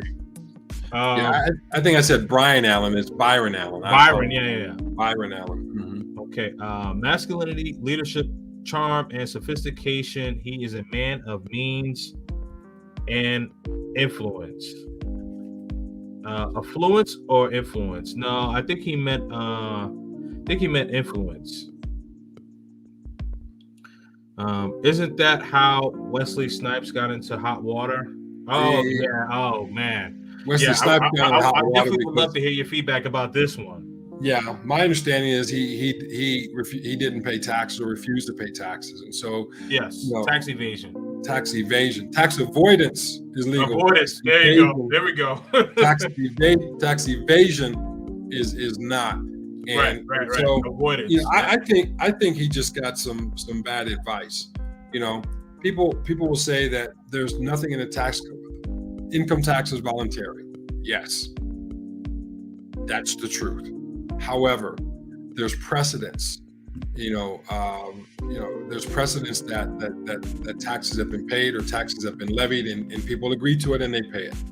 And so the idea that the thing is that if you are not properly structured, and in the IM or the IRS manual, there are structures that you can do that avoid taxes. Corporations do it all day, every day. They avoid taxes. This country was designed for business, designed for commerce. The idea of setting up the colonies was so that the British government can do commerce, could sell goods and services to the colonies and import, or the colonies export goods and services to England for commerce. So that if you are set up as a business, you Inc., you will have advantages. If you take it one level further, is that if you have a trust that owns you Inc., you even have greater levels of protection and can operate in commerce free from the intrusion of the government, because you are operating and setting up private contracts. Do you remember when we had the, I think it was 2008, 2009, when we had the bailout, and President Obama was upset that there were some companies that took the money that they got in the bailout and they paid contractors a king's ransom, and the president said that they went on a junket, or they went on some sort of a trip. Well, why did they do that? Because it was in the contract of these corporations, and so the government cannot supersede private contracts. And so that's why it's important. It's important that we operate in commerce, and we operate with private contracts. And that's what the entertainment industry does. That if they can take your likeness, your name and your likeness in perpetuity and infinity, and then we have an artist by the name of who Prince changed his name to simply the artist. Why? Because he could no longer use his name, because the contract said that they owned the name Prince. So this is when he became the artist. Okay. It's good to know. Good to know.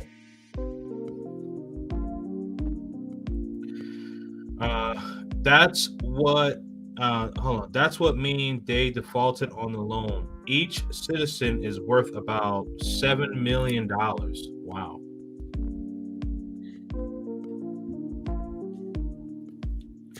Yeah, I would say the number's quite a bit higher now. But yeah, he's absolutely correct.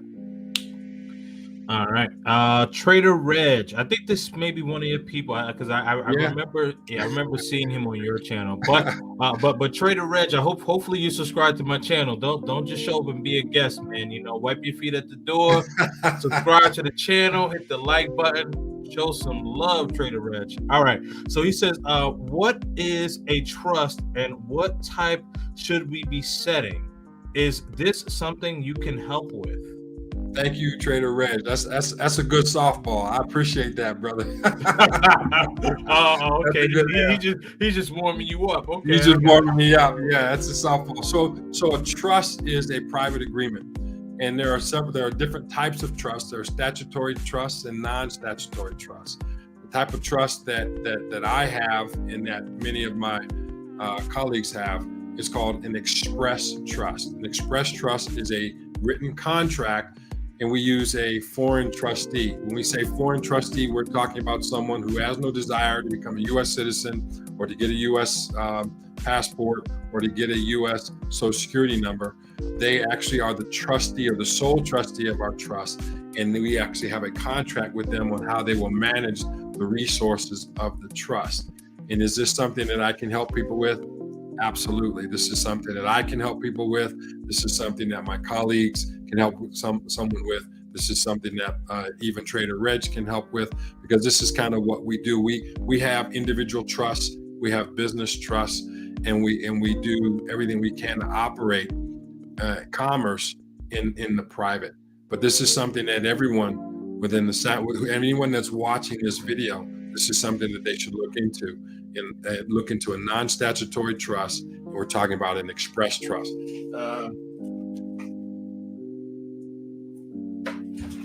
Good book.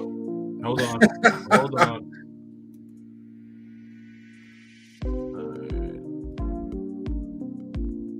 Equity and trust. Yep. All right. Yep. Here we go, man. So this is a primer that will help you. Another book Highly recommend. Oh, okay. Hold on. And these books, I don't get anything from promoting these books. I'm just telling you that now. I'm not an affiliate of these books, but I highly recommend this one here. The 0%. Yes. I have read that one. Yep. My good friend Duval Day. I was waiting. I was like, if he keeps putting all these books up and I haven't read not one of them, I'm like, I'm about to block him. Right. Yeah, this is my good friend Duval Day, and you may have seen him on my channel. We have deep conversations on my channel as well. Mm-hmm. This book, I'm telling you, this book was really the gateway book for me. It was a gateway book for me. Oh, one more book I'm going to show you. Okay. And I know you haven't read this one. If you look, his name is Melvin Stamper. He wrote this book called Fruit from a Poisonous Tree. One of the first books he wrote is called The High Priest of Treason. You can look on Amazon. That book is worth $4,000. If you buy it, you can also buy it from me and send it as a gift if you want. The Fruit from the Tree, High Priest of Treason. But this book, Fruit from a Poisonous Tree, Secrets That Were Never to Be Revealed. This book along with the 0% book, man, I tell you what, after you read that book, you are going to want to call me. You are going to want to call me and set up your consultation for a trust. I hear that, man. All right, Trader Reg says, what is a trust? Is there a certain type of trust we should be setting up? Can you help with? We read that one. That was the Express Trust, and yes, we can help. Definitely. Right. Yes, sir. Okay. All right. So Eric says, they lock a man down in a birth certificate because state governments make money off the child support payments and non-payments. Oh yeah. Yeah, Eric is going down a different rabbit hole with that one, but I know. Yeah, man, we're gonna have to set up another one and maybe bring Eric up here, man. Well, I'm gonna show you this real quick.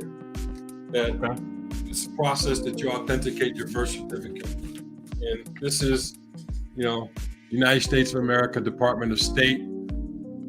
This is riveted because I've authenticated with the state. My state of birth, and then also with the federal government. And here is my authenticated birth certificate. And this tells me that I have certified that the document hereunto annexed is under the seal of the Secretary of State of the States of Ohio, and that such seal are entitled to full faith and credit. Now, you got to look up what full faith and credit means. And that is when I talk about you are the money, full faith and credit. And that term is used in many documents when it comes to commerce, full faith and credit. So this is what people should do. Oh, whoops, sorry. Hold on. No, you're good. I can walk them through that process. Okay. And that is authenticating your birth certificate, and then you will put those documents within your trust as well. And then there's a whole process that you do. But this is basically, when we talk about high value, elevating your mindset, understanding who you are, putting your affairs in order so that you can create intergenerational wealth and leave a legacy for your loved ones. This is part of that process.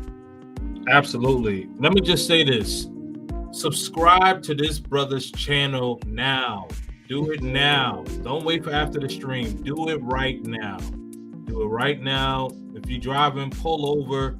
If you're eating, put the chicken wing down. I'm telling you, subscribe to his channel right now. If you're sipping wine or whatever you're doing, put it down. Subscribe to his channel now.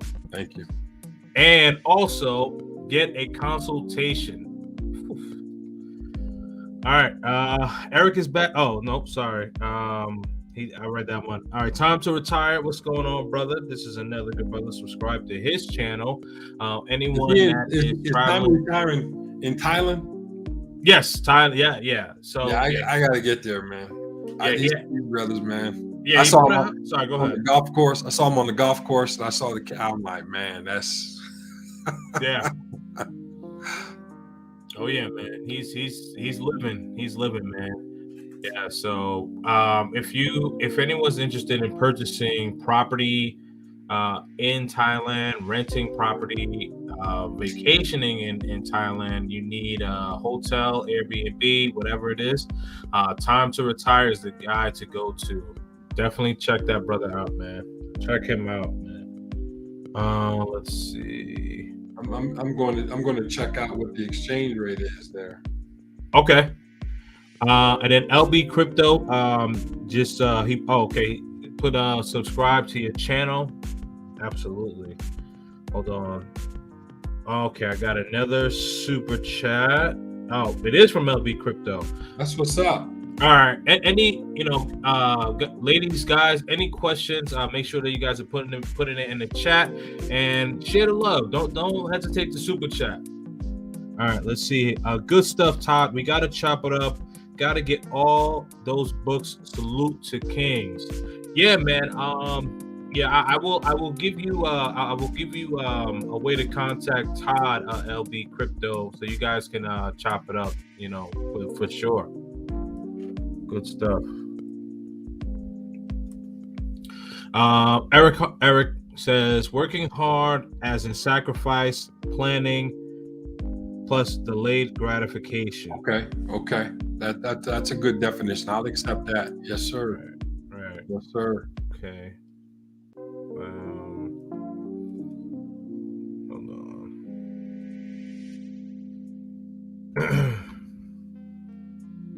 That's kind of interesting when he says delayed gratification, because when I was younger, when people said that you got to pay your dues, I would always say, well, who do I have to pay, and how much do I have to? Then how much do I owe? because I wanted things quicker. I wanted to get to the path of success a lot faster, and I think that because I was a little hard-headed and not humble enough to take direction from people who had paid their dues, it took me a while to my gratification was delayed, whether I wanted it to be or not, because I didn't take the time to put the things in place to guarantee execution. I won't say success, but to guarantee execution. And so that is that's when he talks about working hard and gives those definitions. I can appreciate that. Right. Absolutely. All right. Another super chat. Shout out to you. Dark Green is in the building. Okay. He wants to know, what are the titles to the books again? Thank you. I think there were 3 books that I showed. Yeah, so I'm just gonna make you big so you can show them again. Right. These are 2. The 0% by Duval Day, and the other is 0%, and the other is Fruit from a Poisonous Tree by Melvin Stamper, JD. And the other one, The Irish Slaves, Slave Indenture and Contract Labor Among Irish Immigrants. Okay. I think those are only 3. Oh, and I got to show this book. Got to show this one. The Truth About Money. The Truth About Money on Amazon. Yes, sir. Yeah. So I have 4 books. Yeah. You guys, well, you definitely got to make sure that you get the last one. That's Todd Allyn, man. So yeah, I'm selling everybody else's book but my own. That's the poor chef that goes hungry. Yeah, man. Oh man, my man E Rosary is in the building. St. Lucian is in the building, man. His question, he wants to know what's the range of the price of consultation from Infinite Growth TV. Respect to the business. Salute to the chat and Kings and Dreams for facilitating this awesome discussion. I don't know if Todd wants to speak necessarily. I'm transparent with that. Okay. Yeah, and when we talk about, it depends on what kind of consultation you will talk about. If you're talking about a mindset consultation, I have a 14-week program that usually is 3,500, but I'm doing it from now to the end of the year for 500. I got clients all over the world that have taken advantage of that particular price because in January the price goes up, but it's a 14-week consultation, a one-on-one with me that I have basically discounted that price. But if you want to talk about your setting up your private trust or your business trust, that is something that we have to discuss because that really depends upon the how extensive you want to go into it. Do you want me and my I want to say compañeros, but me and my associates to do it for you? That's at one price. But if you want to do it yourself, we walk you through that and we teach you how to do it. That's a different price. But if you want to get that information, I will. You get in touch with King here, and he will give you my private email, and we can set up a Zoom call, and we can go over that with you. Absolutely, man. And E Rosemary is a good brother too, man. So Yeah. you know. Well, I'll say too that if you come to me through Kings, you get an additional discount. That's what I'll tell you. Oh, see? Oh man, E Rosemary, you better hit me up, man. Hit me up. Right, because you know we're not mafia, but we run it like the mob. If I don't know, hey, you can't just be coming in here hey, off you the vouch beat for like that. he like yeah, Todd's like you vouch for him. Yeah, Right, yeah. E Rosemary, yes, I definitely do vouch Right, for that's him. right. These your people. These your people. Okay. You know. I vouch for him. I vouch for him. Good brother. Good brother. Another super chat. Prince-O, salute to you in the building. He says, "Keep grinding." Thank you so Yes, much. sir. I appreciate it. I That's a appreciate it, beautiful man. thing, man. I love to see that these super chats coming in for you, brother. That's love, man. That just goes to your shows that you've done great service, that you provide great content, and you're on your grind, man. Shout out to you, King. Thank you so much, man. I mean, you know, it's very humbling, man. Like, you know, a lot of I think all of us that got our metrics thing emailed to us yesterday for the year of review for YouTube, and you know, and I was like, I said this thing, and a shout out to a Jiu-Jitsu Passport, and so because he, you know, he made like a little video, and what he was saying in the video was that he was saying that some, you know, he doesn't understand why some YouTubers would say like that this is hard work, right? And so Chocolate Man in Thailand kind of chimed in on the comment, and you know, and he was saying that you know, think like a lot of brothers, you know, well, not I won't say brothers, but a lot of content creators rather. He said that a lot of content creators possibly misuse the word of hard work, and I thought about it, and I had to agree because it's not physically hard work, it's mental hard work, especially like if you are a content creator where, like, at least for myself, I want to make sure I'm having engaging conversations. So I want to make sure that I'm engaging in questions, and even like if I'm not on my show, I'm on someone else's show. Like I try to anticipate what they're gonna ask me, and I want to think about, you know, what I want to say and make sure that I'm articulating myself properly. So it's taxing on the mind, but not necessarily physically on the body. You know, so yeah, it's definitely a mental grind. Let's see here, but I love it though. Another super chat. Eric Powell again. Infinite, create an affiliate link to your book list. Make money from your research. Yeah, I do have I have a link to on my channel. If you go to see on my channel, on my videos, I do have a link to my stand store where you can actually get the books. But when you talk about an affiliate link, that's a good concept. I haven't thought about an affiliate link. And if somebody could give me some direction on that, I'm a little bit older. I wasn't born communicating with my thumbs, so some of this stuff with the technology is a little bit more challenging for me. But if somebody can help me to create an affiliate link that I could actually have other people post on their sites and stuff like that, I'd be more than happy to share the wealth. That's awesome. Yeah. So if anyone has like any intel, maybe you, Eric, if you can help set that up for the affiliate link, to definitely feel free to reach out to myself or Todd directly. But I would like to have an affiliate link. So I'd like to be part of that conversation, Eric. Don't forget me. Right. Me too. Yes, sir. I'm still young. I'm only 37, but I don't know how to do it. So help me out, Eric. All right. Back to some of these. Let me change this light, man. This light here. All right. Let's see here. Here we go. Light up a little bit.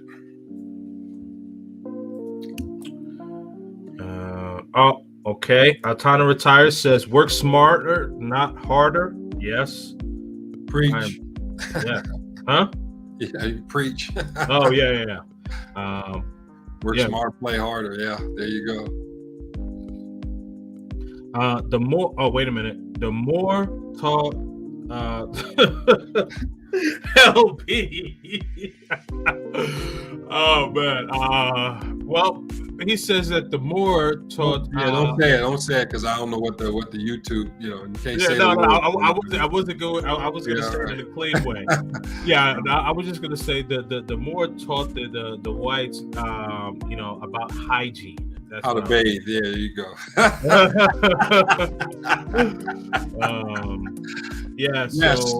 Tana Retires agreeing with you. The more civilized Europe. Yes. The world, actually. Okay, the world. Yeah. Pathfinder again. Universities from. Yeah, Pathfinder again is saying Trump 2024. My man, where Men's Lux Magazine. Good evening, YouTube. Great topic. Listen, Where Men's Lux Magazine. If you are still here in the building, what you and I have been talking about behind the scenes, Todd is one of those people that I'm gonna be working with. So just to put the bug in the air, man. So Todd is definitely one of those people. All right, let's see here. Tana Retire. They ran Spain and the Iberian Peninsula for over 700 years. They burned all the books of the Moor in Granada. Yep. Okay. Man, that's knowledge, spitting knowledge. He's absolutely correct. Right. Absolutely correct. Man, these things are giving me a headache. Take these off. What the glasses there? Yeah, they give me a headache. Let's see here. Sometimes it's like that. It happens for you sometimes. Or? Yeah, it does. Yeah, it does. And that's because we're on the computer screen a lot, man. Yeah, absolutely. More lit the streets in Spain. Taught them how to bathe and taught them hygiene. Got it. Yeah. You gotta let people know about YouTube's new rules, man. So let me tell you. So let me tell you all. And I have mentioned this, but I'll mention it again. So YouTube has some sponsors, big time sponsors, and so coming into 2023, when it comes to having ads on your videos and things like that for ad revenue and stuff like that, like if you have anything that may be deemed disparaging on your title or anything that may be disparaging on your live stream or video, you can get possibly your channel demonetized. So this is why, like, if you notice, this is why I don't really swear that much or say things like that. I'm just very cautious about the algorithm is all. All right. So Eric says regarding Argentina's not wanting to recognize their history, their Black history, it's easier to fool a man than to tell him that he's been fooled. Wow, that's Yeah, fast. man. Here's Oh, trying to whoa. retire. This is hold on. Let me make it big again. Okay, Yeah, go ahead. this is a DVD. You may be able to find this on the internet. I'm not sure. When the Moors ruled in Europe, and this talks about 700 years of little-known history. Right. And it talks about in this documentary, it talks about how they burned the libraries and how they burned down the information, and a lot of stuff was basically obscured. And I talked about this with Detours. We talked about Christopher Columbus and the law of discovery, that it was the Pope that gave, in 1492, it was the Pope that gave Spain and Portugal the ability to basically go and to travel around the world. And when they came to a place where they believed, or that the people that weren't Christian, that they could say that they discovered them and that they could actually make the indigenous people slaves. That was through what's called a papal bull, which is basically an edict by the Pope, which gives them the authority through the Vatican to be able to do this. Gotcha. Okay. Oh man, shout out to Executive Health. He just helped us out with the affiliate program. So we, Okay. Yeah. So he looked out for us, man. Hey man, those young lions, brother. They well, he's hey, don't say, he's 36, I'm 37. Don't make me look bad. Oh, my bad. Well, you're a young lion too, man. You're a young lion too. No, but I should have, I should have known that though. I should have known that. Right? It's probably something I probably knew and I just flew over my head. It's okay though. He's talking facts. He's talking about the going in maritime law. Yeah. Yep. Knowledge and relationships. What's up, M3? Salute to Kings and Dreams. All right. So we are about to hit the 2-hour mark. So I'm gonna be kind of jumping into just like questions and or statements, things of that sort. All right. You can't run a country as a large American like a business. You must consider the needs of the citizens. Any response or no? No, I mean I understand his viewpoint. Right. Okay. But I would say that each state operates in commerce, and a lot of the laws which have been instituted are based in commerce. For example, you have to have you buy a marriage license. Why do you have to have a marriage license in order to get married? It's a way for them to basically to pilfer your estate. Why do you have to have a fishing license to be able to go fishing? Why do you need a driver's license in order to travel? It's all commerce. And so when you have one group, you have the federal government, which lowers taxes, then you have the state government, which increases the taxes. Why? Because they're trying to take your currency, your hour, your time, and they're trying to monetize it. So when you talk about the needs of the citizens, I do agree that people have to operate in their self-interest. But here's one of the things that it's a misnomer. People believe that we live in a democratic society. We do not. We live in a democratic republic, which means that we vote for people that represent us. And so the politicians are only, how am I going to phrase this so that it makes sense? The politician's job is to win an election, because if they don't win an election, they're out of a job. They're at the end of the unemployment line. So what they're going to do is they're going to say and do things which gets them the most votes in order for them to keep a job. It does not necessarily mean they do what's in the best interest or the needs of the citizens, because in many instances you see that people are pandering to a smaller section of the country and forcing the larger group to acquiesce because it's popular. That may not be in the best interest of the citizens. And I can actually start discussing some of the issues, and we can question whether or not that is in the best needs of the majority or whether it is in the best interest of a small majority. So I do understand what he's saying, but I would also say that a lot of it is dependent upon commerce, because we need resources in order to be able to survive. Right. Okay. E. Rosary says, "Are we woke or awakened?"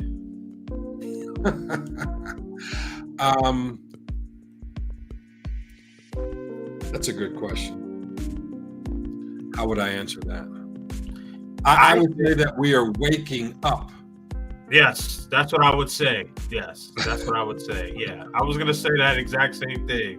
Okay. Like, yeah, there are some people that are awake, but like some people are still, when you're about to wake up, you kind of like tossing in the bed or whatever. You know what I mean? So some people are still tossing and turning, but they starting to open their eyes. They got to get the little crust out their eyes and all that, man. Yeah, they know they need to go to the bathroom, but they want to sleep. There it is. There it is. Yeah, man. Salute to you, Culture Invasion Podcast. Morris built the first universities in Europe yes. So that's already been discussed here. Facts. What's interesting though is that we say that the numeric system is actually Arabic. It's actually Hindu. It's actually Hindi. So the zero, they actually have a shrine in India to the numeral 0. And so those Arabic numerals, we call them Arabic numerals that we actually use that instead of the Roman numeric system. That was actually Hindu or Hindi. And but he's correct, because when you're talking about the Moors and you're talking about they had the trade routes, they actually were very instrumental in the trade into India as well, and adopted a lot of the philosophies from the Hindi as well, and brought it into the Moorish Empire and also into Europe. Right. Absolutely. Let's see here. That's where algebra comes from. Algebra comes from the Moors. Really? Mm-hmm. Because it's actually an Islamic term. Okay. Yeah. Well, what does algebra mean then? It's like algebra. So. Okay. Yeah. Okay. Gotcha. Let's see. And shout out to Moroccan fans. Morocco, they lost to Spain, lost to France today, but they were one of the first African countries to be in the semifinals of the World Cup. So shout out to them. Yeah. And what's interesting about Morocco is that Morocco was the first country to recognize the independence of the United States of America. Very interesting. But that's a whole nother story. And I know LB Crypto knows that story too. Shout out to LB, man. LB is my guy. Good brother right there. Hustle money is not residual. Yes, absolutely. Oh, wait a minute. I like that. Facts. Yeah. Byron Allen is a super high billionaire. Also. Yes, sir. Yeah, he created all those judge shows that people watch, Judge Judy and all that stuff. And he's a melanated man that created all that stuff. Yeah. Smart. I didn't think he was a very funny comic, but he. Yeah. He's a great businessman. Absolutely. You should get him on your show, man. Yeah, man, I would love to. But I mean, I got some reach, but man, you just man, all you got, man. Listen, man. You know what? But you know what? I think I know where you're about to go. All you got to do is ask. Man, closed mouth never gets fed, brother. Say that. That's a fact. That's a fact, though. That's a fact. That is a fact. Okay. These guys are having their own conversation. Let's see here. Wesley Snipes got in trouble because he did a documentary on John Henrik Clark. I'm gonna have to Really? Really? That's interesting. Didn't know that. Okay, so a lot of these guys are talking to each other. Okay, here we go. All, please make sure that you subscribe to this Intelligence Brothers channel, Infinite Growth TV. Thank you. Hit that, yes, like and subscribe, and hit that notification bell. You know, I also want to give a very nice for business. Okay, yes, I want to give a shameless plug. I'm also creating another channel called the Daily Net Worth TV. Daily Net Worth TV. And what I'll be doing on that channel is I will actually be giving net worth videos, you know, on how to increase your net worth, how to maintain net worth, and a lot of things that people need to know in terms of money and finances. That's going to be on the Daily Net Worth TV on YouTube. That's coming up. I'm in the process of creating those videos. I was told by one of the brothers in our group that I need to put 5 videos on there and have them all connected, not just do one. I need to do 5 initially, and then so that's what I'm doing now. So that's correct. Yeah. Well, you know, and that was one of the things. So it's good, you know, like I'm glad that I'm in that group now, because when I first started my channel, I really, like, I would do like one video like every like 1 or 2 weeks, or, you know, maybe like 2 or 3 weeks. Sometimes I would go like 6 weeks and then make another video, and I'm like, man, why are these videos picking up traction? And right. What really made me like start picking up like a lot of traction was when I started going to jumping on like panels, going to like a lot of like different pages, and then I was also doing like a lot of live streams. Like I remember one week I did like 6 live streams like on my channel, like back to back, right? But what it is that it was just the consistency, because what people like to see is consistency. So that's why it's good to have those 5 videos there. So okay, cool, like they see that you got 5 videos, right? You know, perfect case in point, you know. And you know, shout out to Eric Powell. You know, he sent me a message. He sent me a message, and he's like, "Yo, what's up with the lives?" I'm like, he's like, "What's up with the videos?" But you know, but it's good to have people who subscribe to you and who respect your content, because, you know, they're saying, "Hey, you got to be consistent here." And I was like, "Oh, okay." You know what? He called me out. You know, I'm accountable, so I got my behind back to work. Well, I mean, you've been influential for me, and I really appreciate it. Thank you so much. I appreciate it, man. You've been influential for me as well, man. Another super chat, LB Crypto. Your network is your net worth. You can't do it alone. Yeah. This is you know, absolutely. You know, and this is the thing, like where like you know, Kevin Samuels, he had mentioned that life is about people, and being able to surround yourself with like-minded people. And it's very important that you do that, because you want to have people that, you know, that inspire you, right? Like the thing is, like, you know, what Todd was saying, like, you know, I inspire him, he inspires me, we inspire each other in different ways. But the thing is that you gotta have people in your circle where, like, you guys are elevating each other. You know, it doesn't have to be in the same way, it could be in a variety of different ways, but you want to make sure that you having positive people in your life. Yeah, definitely. You know, when LB Crypto says your network is your net worth, that is part of the acronym that I have for money, MONEY. Maximize your dreams, organize your life to overcome obstacles, network to net worth, enjoy life, and yield value. And Wow. that is what money is. And this is what you are. You are the money. And Right. so that acronym: maximize your dream, organize your life to overcome obstacles, network, enjoy life, and yield value.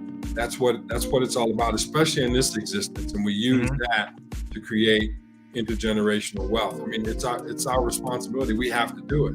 We have to do it. Right. Absolutely. Absolutely. All right. Let's see what we got here.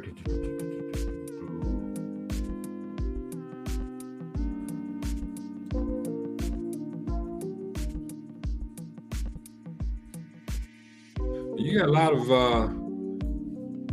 of comments in the chat. That's awesome, man. Yeah, well, a lot of brothers are conversing with each other, so that's why like I'm not really trying to Okay. engage. What's the book that you mentioned that's 4K? That's the Fruit from the Poisonous Tree, right?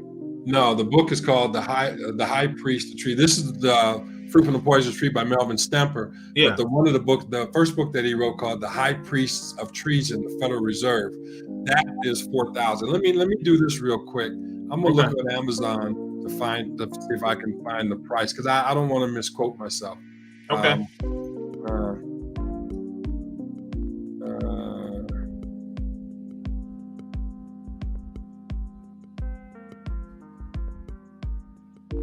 Because one thing that I found out when I'm looking for different books on research, is that some of these books are very difficult to find for a reason.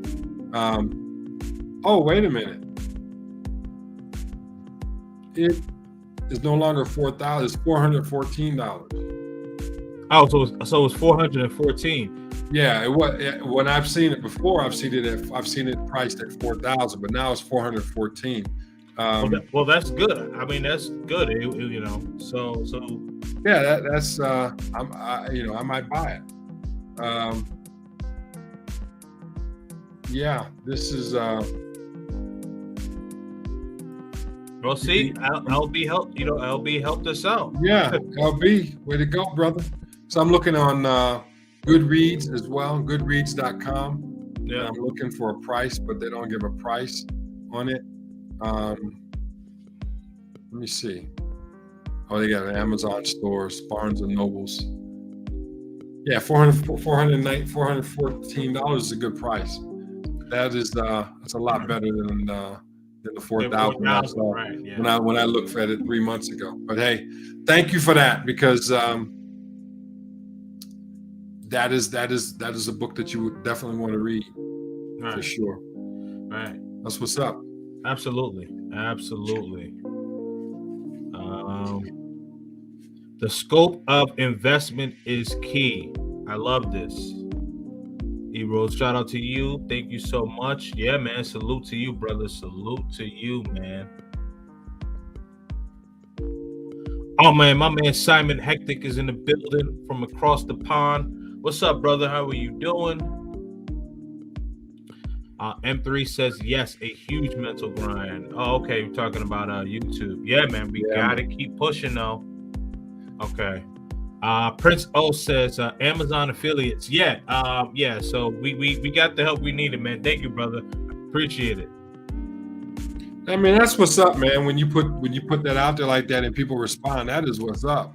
Yeah. Well, the thing is, what I realize is that when you put positive energy into the world, you get positive energy back. You know what I mean? And some people just like to complain and be, doom and gloom, if you will, about life. Like everyone has things that they're dealing with and what have you. You know what I mean? And like when people are watching you, like I don't know, like you never know like you never know who's watching you, and you never know like who you're going to inspire. You know what I mean? Yeah. And like the thing is like when I asked that question, like I didn't know Prince O was still here, but it could have been someone else that popped in at the very, very beginning. You know what I mean? And like they watch it from beginning to end. Yeah. And shout out to those who do. Thank you so much. But and I get it. Like everyone is busy. Everyone has things to do. But the support, man. it really inspires, and I can say this for all the content creators, it inspires us to continue to grind and keep going. Facts. You know, yeah, yeah, man. Hold on, give me 1 minute. Why didn't this go through? Okay, let's see. Oh, my fault. I didn't even read this one. Sorry about that. When I was doing the Department of Defense contracting, we ran into the asset database for the government. All from a desk. It was very hard work. Yeah, I bet it was, brother. Yeah, when you talk about the DOD. Yeah. Oh yeah, I'm sure. Yes, I'm sir. sure, man. I'm sure. Make sure you guys get that subscription up. Let's see here. Okay, shout out to Jing M in the building. Should a high value man have to deal with high pH levels, bro? It seems like this is becoming a common thing in the US.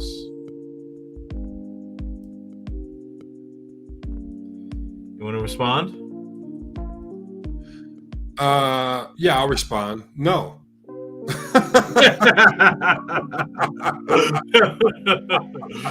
Yeah. I mean, you are the prize, Right? and you can pick and choose what level of pain and suffering you want to go through, right? Especially when it comes to a significant other, right? Yep. You know, I made my mistakes, for good, bad, or indifferent. But I've decided that if it's to be, it's up to me. So I made a change. I made a conscious decision to change the type of significant other that I would deal with and I would have, right? And that's why I'm here in Colombia, right? And I think that's why a lot of passport brothers, they decide that they want to get their passport and they want to explore the world. They want to be like our melanated brethren was in the past and explore the world, right? Because there are opportunities out there, and we can pick and choose what we will deal with and how we would deal with it. So should we have to deal with? No. We could choose to deal with whomever and whatever we want, but then that becomes our responsibility and our choice.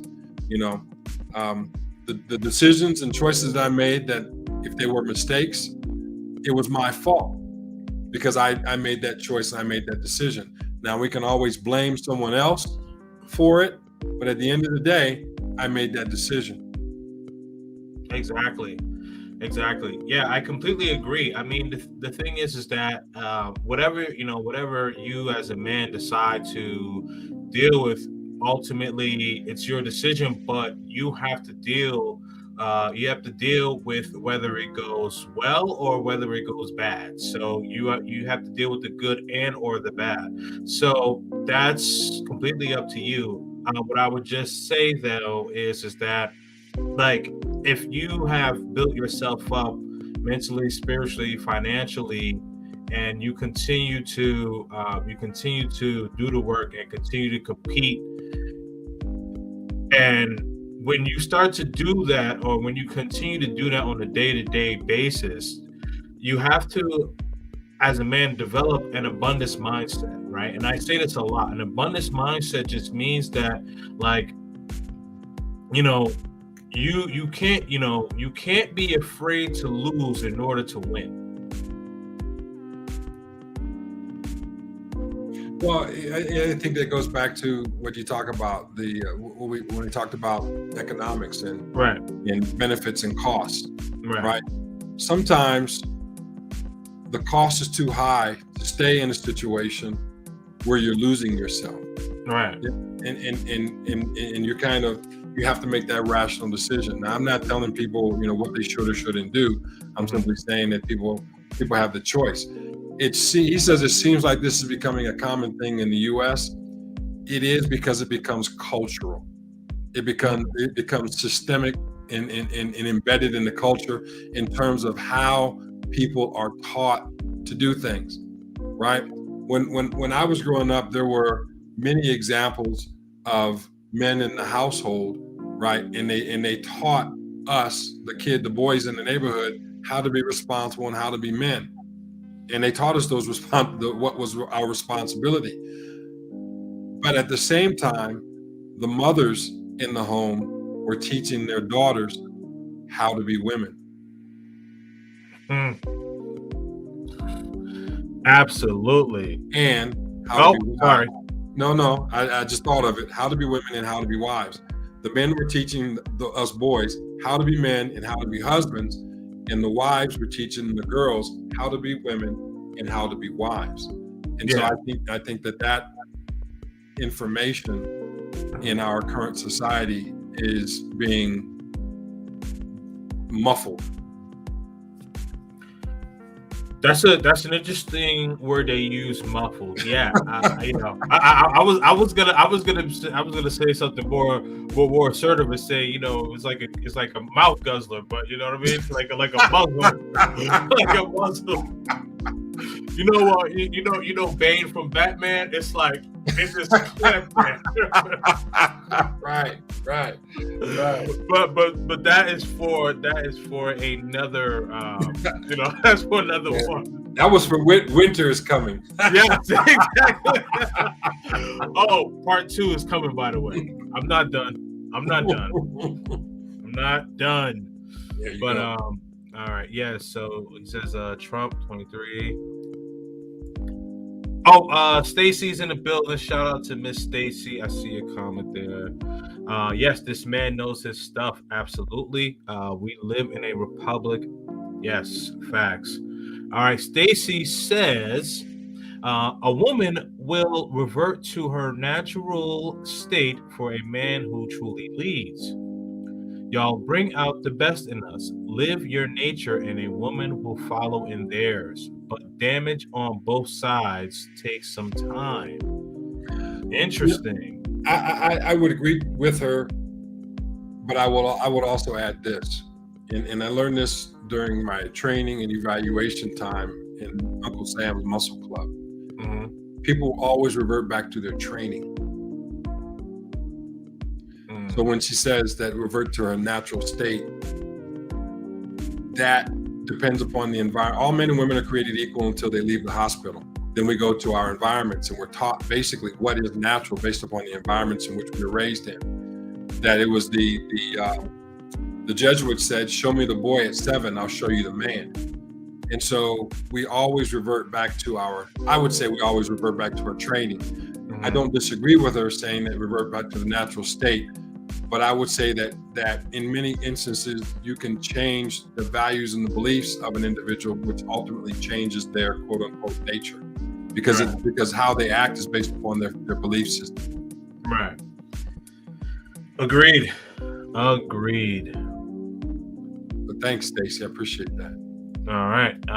Got a super chat. Let me see. Man, shout out to my man Ethan's Journey. Thank you for pulling up. Thanks for helping out on Instagram. Yes, man, I got you. So I will reach back out to you once I'm done here. I have not forgotten about you, brother.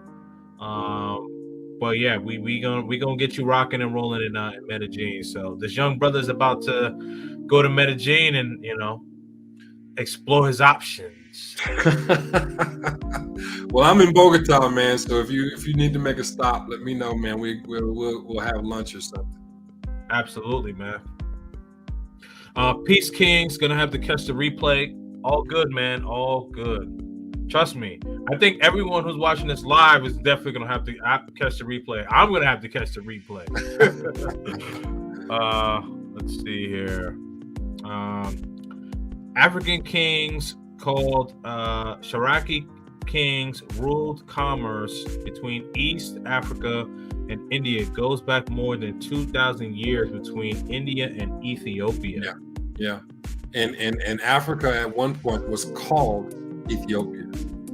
So Right. he's absolutely right. Yeah, there's I'm telling you, there's Oh, whoops, sorry. Hold on. Let me go back to the comment. Go ahead. oh, no worries. Yeah, there's a lot of stuff that history is taught by the victors. And so a lot of the history that we've been taught, that we've been led to believe, has been obscured and manipulated and changed. That's factual. Even in terms of, there's even a question that, who wrote the New Testament? Was it the Roman Piso family? Was Shakespeare actually a name, or was it a pen name or euphemism for a family who wrote certain things? There's a lot of questions. And what happens a lot of times is that if you ask a question, you're shouted down or you're canceled, and that doesn't encourage intellectual growth. That causes intellectual vacuousness, and so intellectual vacuity, and you're in the vacuum, and you're not growing.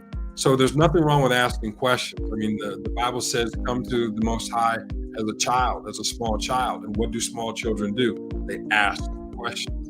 And so when we ask questions, we can be led and guided to some possible answers. I'm not going to say it's always the truth, because we have to filter through it. But a lot of things are not as we've been taught, and that's factual. Right. Agreed.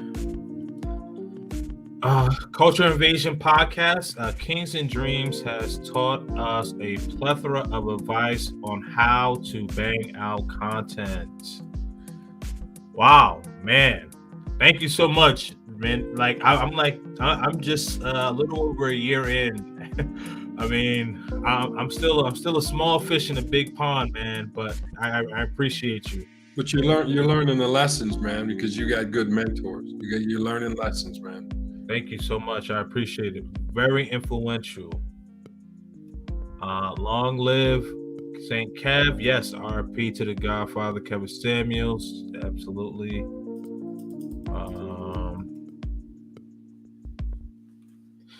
You are your own business. CJ Podcast. Oh, sorry, CI Podcast, Culture Invasion. Sorry about that. LB Crypto, amazing show. Yeah, man, thank you. And you guys help to keep it amazing. Amazing questions, amazing comments. So let's keep it going. Let's see. Pathfinder existing on Earth says it all goes back to The Secret. Before that, it was Think and Grow Rich. Before that, there was The Richest in Babylon. Yeah, the richest man in Babylon. Great book. He's right. Think and Grow Rich by Napoleon Hill. Mm-hmm. Interesting book. Yeah. If you go into the history of Napoleon Hill, again, when you learn the real history of Napoleon Hill, you shake your head. But the secret, the idea of The Secret, the philosophies behind it. Think and Grow, the Richest Man in Babylon. That's a classic. That's priceless. That was the first one.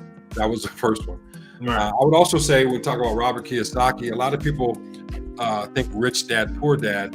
I would say Cash Flow Quadrant was probably the most influential of those books that he wrote. For me, Cash Flow Quadrant. I highly recommend that one before Rich Dad Poor Dad. Personally, I don't think he wrote Rich Dad Poor Dad, but if he did, that's fine. But that's just my opinion. When I read it, this is the view that I had. But Cash Flow Quadrant really changed a lot of my thinking, and that was another influential book. One of the most influential book was by a guy named Reginald Lewis. Was called Why Should White Guys Have All the Fun? Because when I was younger, I wanted to be a financier. And reading that book, Why Should White Guys Have All the Fun, by Reginald Lewis, changed my life. A lot of people don't even know who he was. He was the first Black billionaire in the United States. Oh, wow. Sorry, what's this brother's name again? Reginald Lewis. Reginald Lewis, okay. Reginald Lewis. He created TLC Beatrice International Foods. Wow. TLC, Beach International Foods, right? Beatrice International Foods. Why should white guys have all the fun? He was a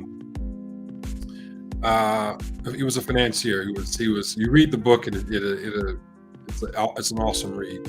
Awesome read. He died at the age of 50 from a brain tumor, and this is why a lot of people never heard of him. But he bought a company named McCall Pattern. Now, old heads might recall McCall Pattern. McCall Pattern was a company where, when my grandmother wanted to make clothes, what she did was she bought a pattern from McCall Pattern Company and laid it on the material and cut out the pattern to make the clothes.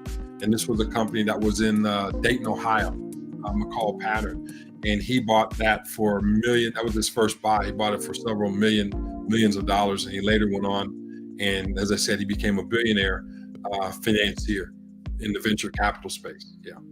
Wow. Great for him, man. You know, unfortunately, he passed way too early, but yeah. But yeah, positive vibes. We should always try our best. Yes, definitely. Harris Tribe Media Group in building. Peace, family. Salute to K and D panel and chat. Yes, salute to Mr. and Mrs. He said, definitely, man. Great content creators. Definitely subscribe to Harris Tribe Media Group. Subscribe to Mr. He said and Mrs. She said. Powerful couple from New York City. Did an interview with them last week, and I'm actually going to be playing that on my channel on Friday. So be on the lookout for that one. But yes, great interview. There's another good book, Think Rich and Grow Rich, A Black Choice by Richard Kimball.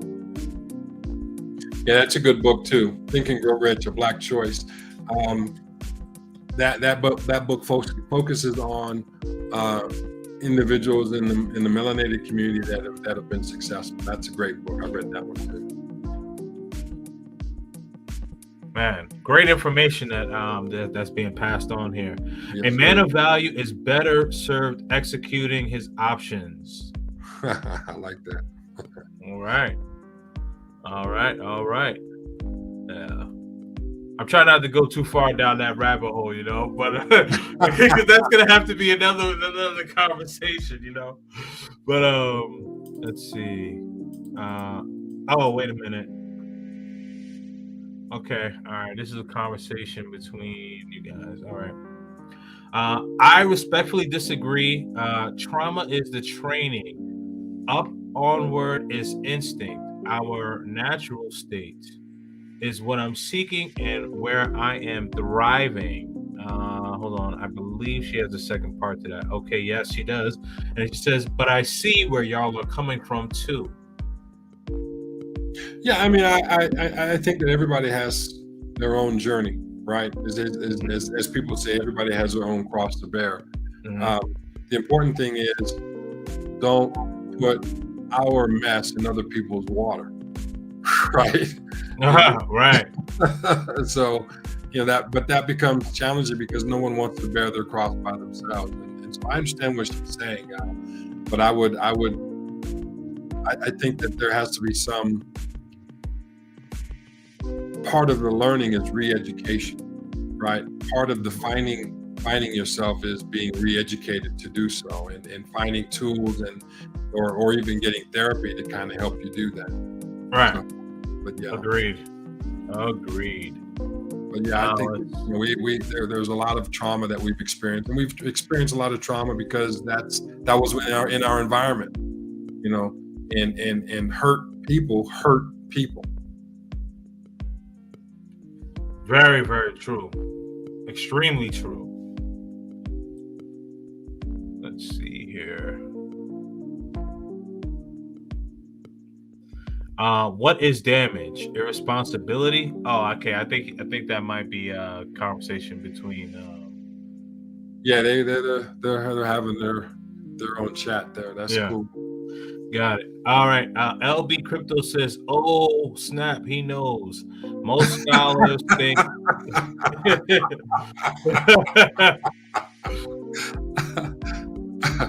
You laughing at me or LB? No, I'm looking at, I'm laughing at the comment. Yeah. Oh yeah. Most scholars think Shakespeare, King James, and the other guys wrote the good book. Can't remember his name, but he was a code writer. Yeah, I think there's a difference between the Torah and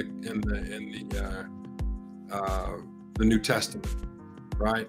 And so many people believe that the New Testament was written by either the Piso family or other individuals who went under pen names, and Right. it's believed that Shakespeare was a pen name, but it's also believed that Shakespeare was a pen name for actually a Masonic order that was influential in writing some things as well. So again, these are theories that are out there, and this is part of in investigating. So LB, yeah, I got to talk with LB Crypto. We got to converse, man, because I'll definitely take care of that. Because this is information and a conversation that many people are uncomfortable to have, and a lot of people. I'm going to do it again. I apologize. Yeah, no worries. A lot of people, you don't read this book.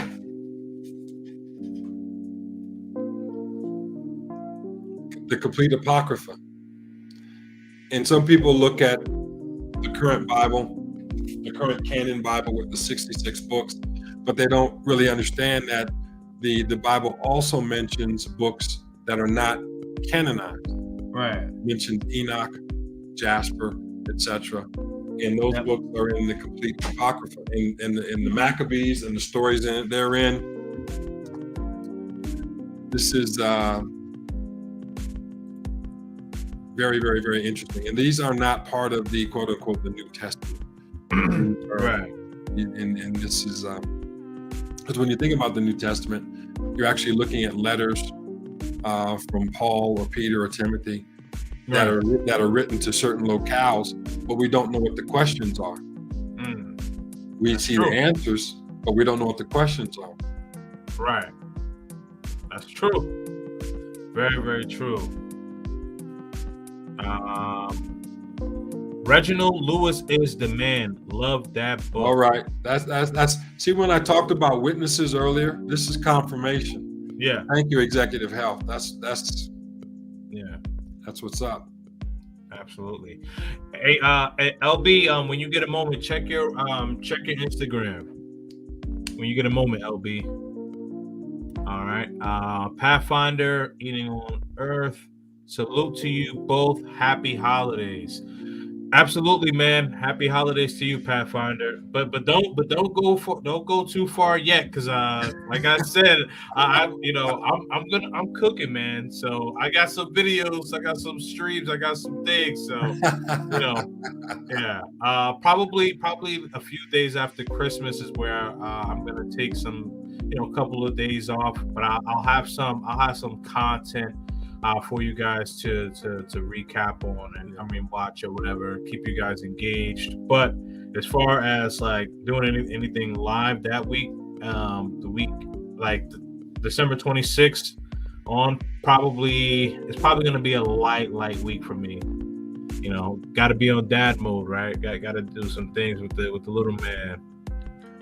Well, if anybody wants to chat me up or talk to me, I'm not taking vacation. I'm available. If you want to talk on the 25th, we can do that too. So, man, listen, yeah, right. No, seriously. No, man, you got a wife, man. Do your thing, man. We don't celebrate as these holidays as other people do.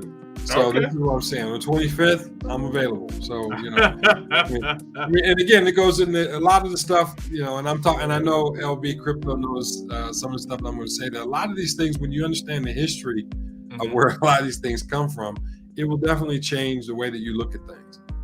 Absolutely. I completely agree. Yeah.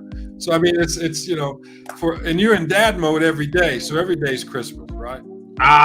Say that. That's a fact. That's a fact. That's a fact. That's a fact. Every day is Mother's Day. Every day is Sweetest Day. Every day is Valentine's Day. Right. And fathers get one day out the year where they get a tie.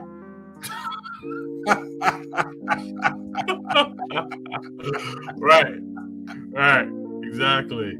Oh man, that's too funny. Stacy says every man earns his level of standards. The higher value, the higher standards. But some good ones out here healing and finding themselves in this toxic world. I believe we are on this journey together.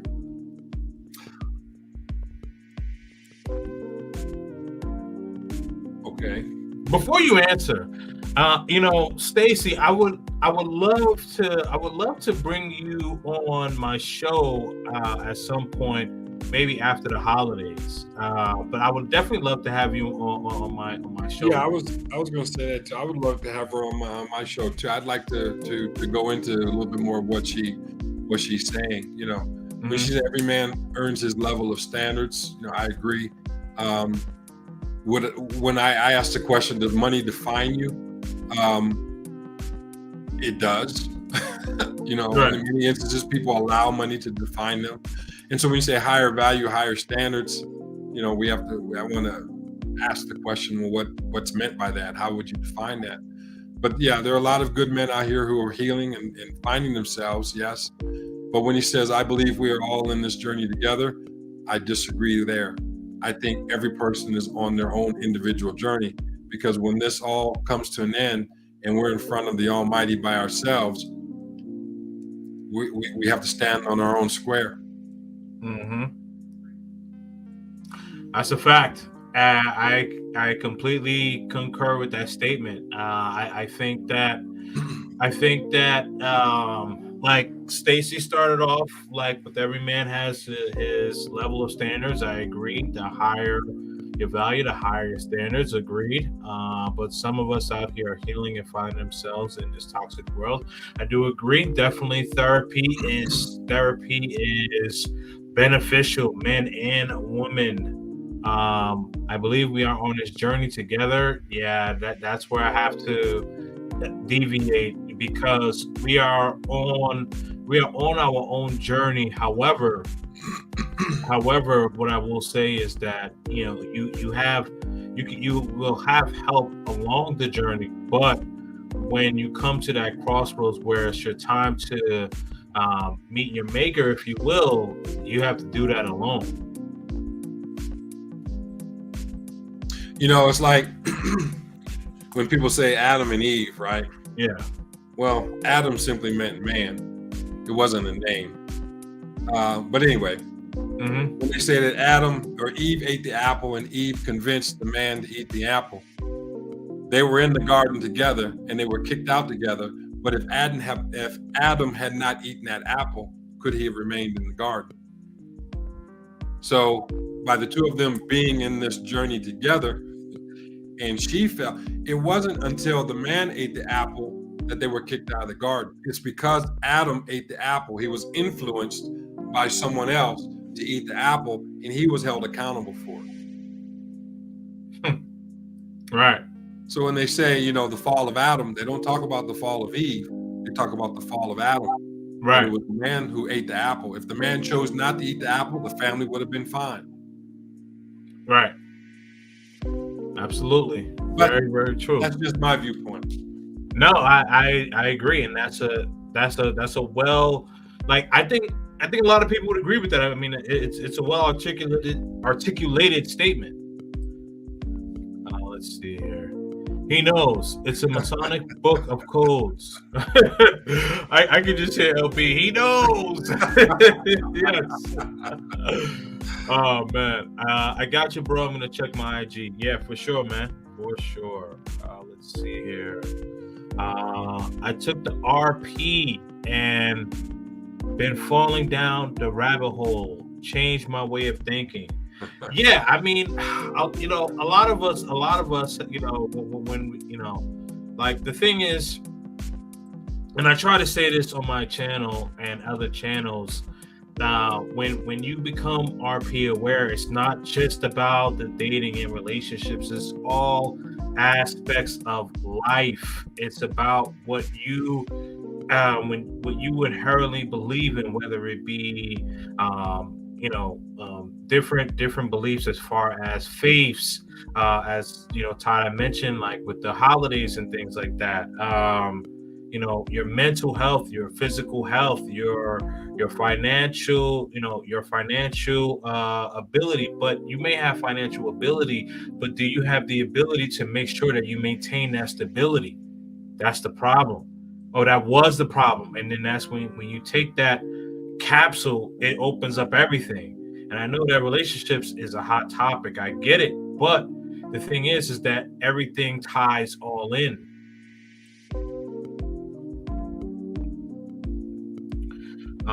Let's see.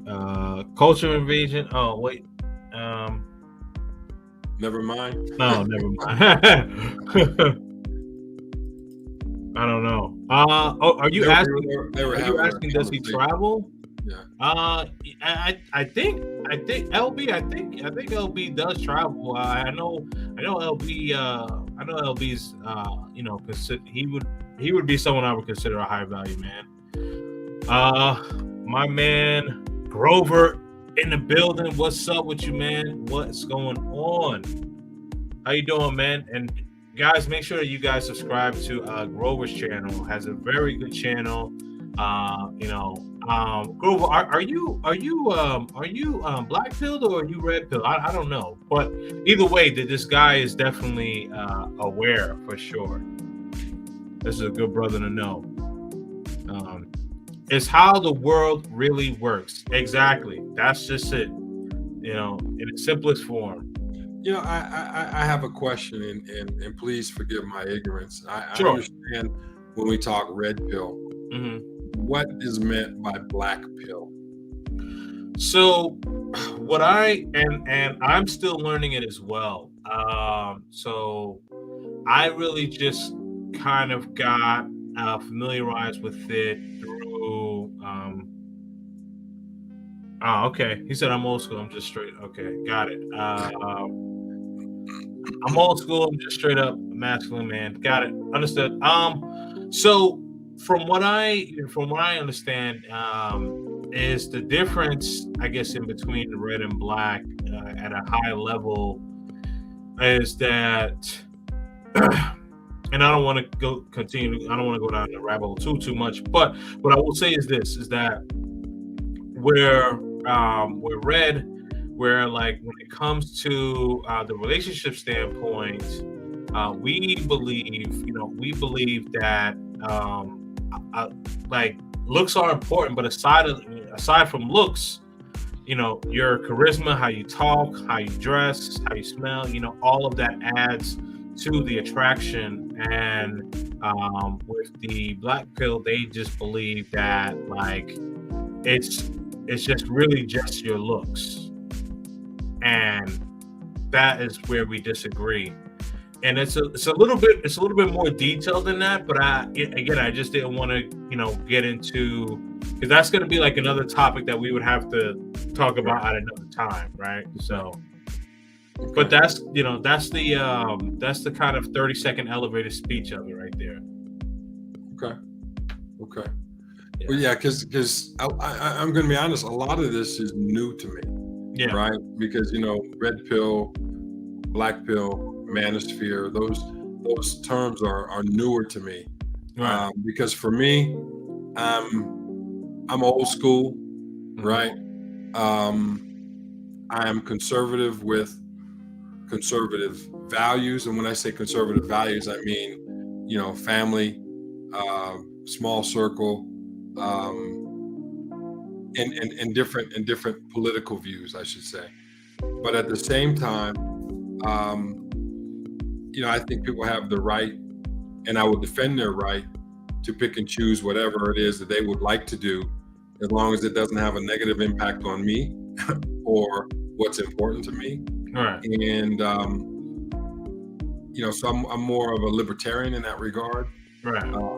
But at the same time, honestly, I'm living in a world that I don't understand. I no longer really fully understand. Yeah. And this is why when I talk about moving into the private, there are just some things that I just don't want to deal with, and I realize I don't have to.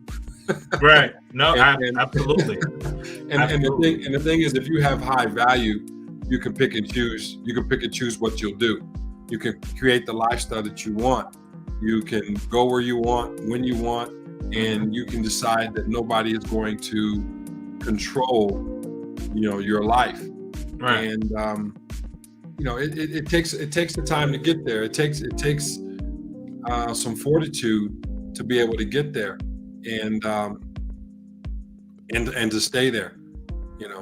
Right. When you get to a point where it's easy when you work in somebody else's dream that that every 15 days you're going to get a paycheck. But when you are your own person and it's not every 15 days, if you don't go out of the cave, kill it, skin it, drag it back to the cave, you don't eat. Right. Yep. Slow feet don't eat. Right. Absolutely. Culture Invasion podcast. The Black Pill is a little bit dark. They believe in raw statistics. It can be very grim. Yeah, I mean, and this is what I had thought. This is what I had thought, and I think that a lot of them are like that. But I will say, I will vouch for QB Passport Flex, and he's definitely not like that. And then also my man Caduceus, shout out to him. The Vital Message, I actually did a live stream on his channel yesterday. Wait, today's Wednesday? Yes. Yeah. No. Wait. No, on Monday. Sorry. On Monday. Man, I've been doing so many interviews. But so I did an interview on his channel, and these guys are definitely cool. And then my man Self-Made, he's a DJ, so they got some, they definitely got some cool brothers there. I think it's awesome that you also are asked to be a guest on other channels. I would love to be a guest on other channels as well. I mean, I know I've been a guest on your show. I would love to be a guest on other channels as well, because I think that's awesome. I mean, I think that you're able to spread your message. You're able to network, and that's one of the things that I would say about you, King, man. That your networking ability and being able to give value to a plethora of people is nothing short of amazing to me. I think that's definitely a skill that you could teach other people how to do. I mean, it is definitely a gift. It is definitely a skill. Thank you, man. Thank you. And I would say, in following your lead, I would love to be a guest on other people's shows. I think that's a great way to network. Absolutely, man. I have some thoughts that I will talk to you about offline, but I have some thoughts. So I think it's time. I think it's time to get you some road games. You say road game or road game? No, road games. Road games. Okay. Yeah. Okay. Culture Invasion says the RP is based on outward attraction and charisma with self-preservation in mind. Absolutely. Charisma. That's it right there. That's just where I kind of differ a little bit with QB. You know what I mean? But good. Before the Billions, my God, salute. This is another content creator I definitely want to work with. So subscribe to Before the Billions. Man, we got to collab, man. We got to get this work going.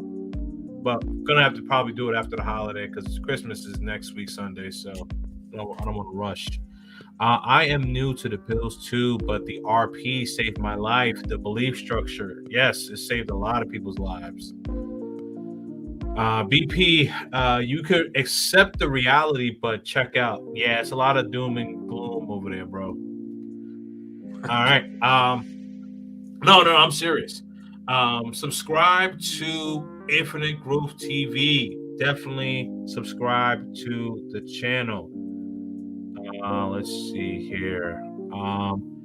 We're gonna get both you brothers on Bernard Riley's channel. Whoa. Okay.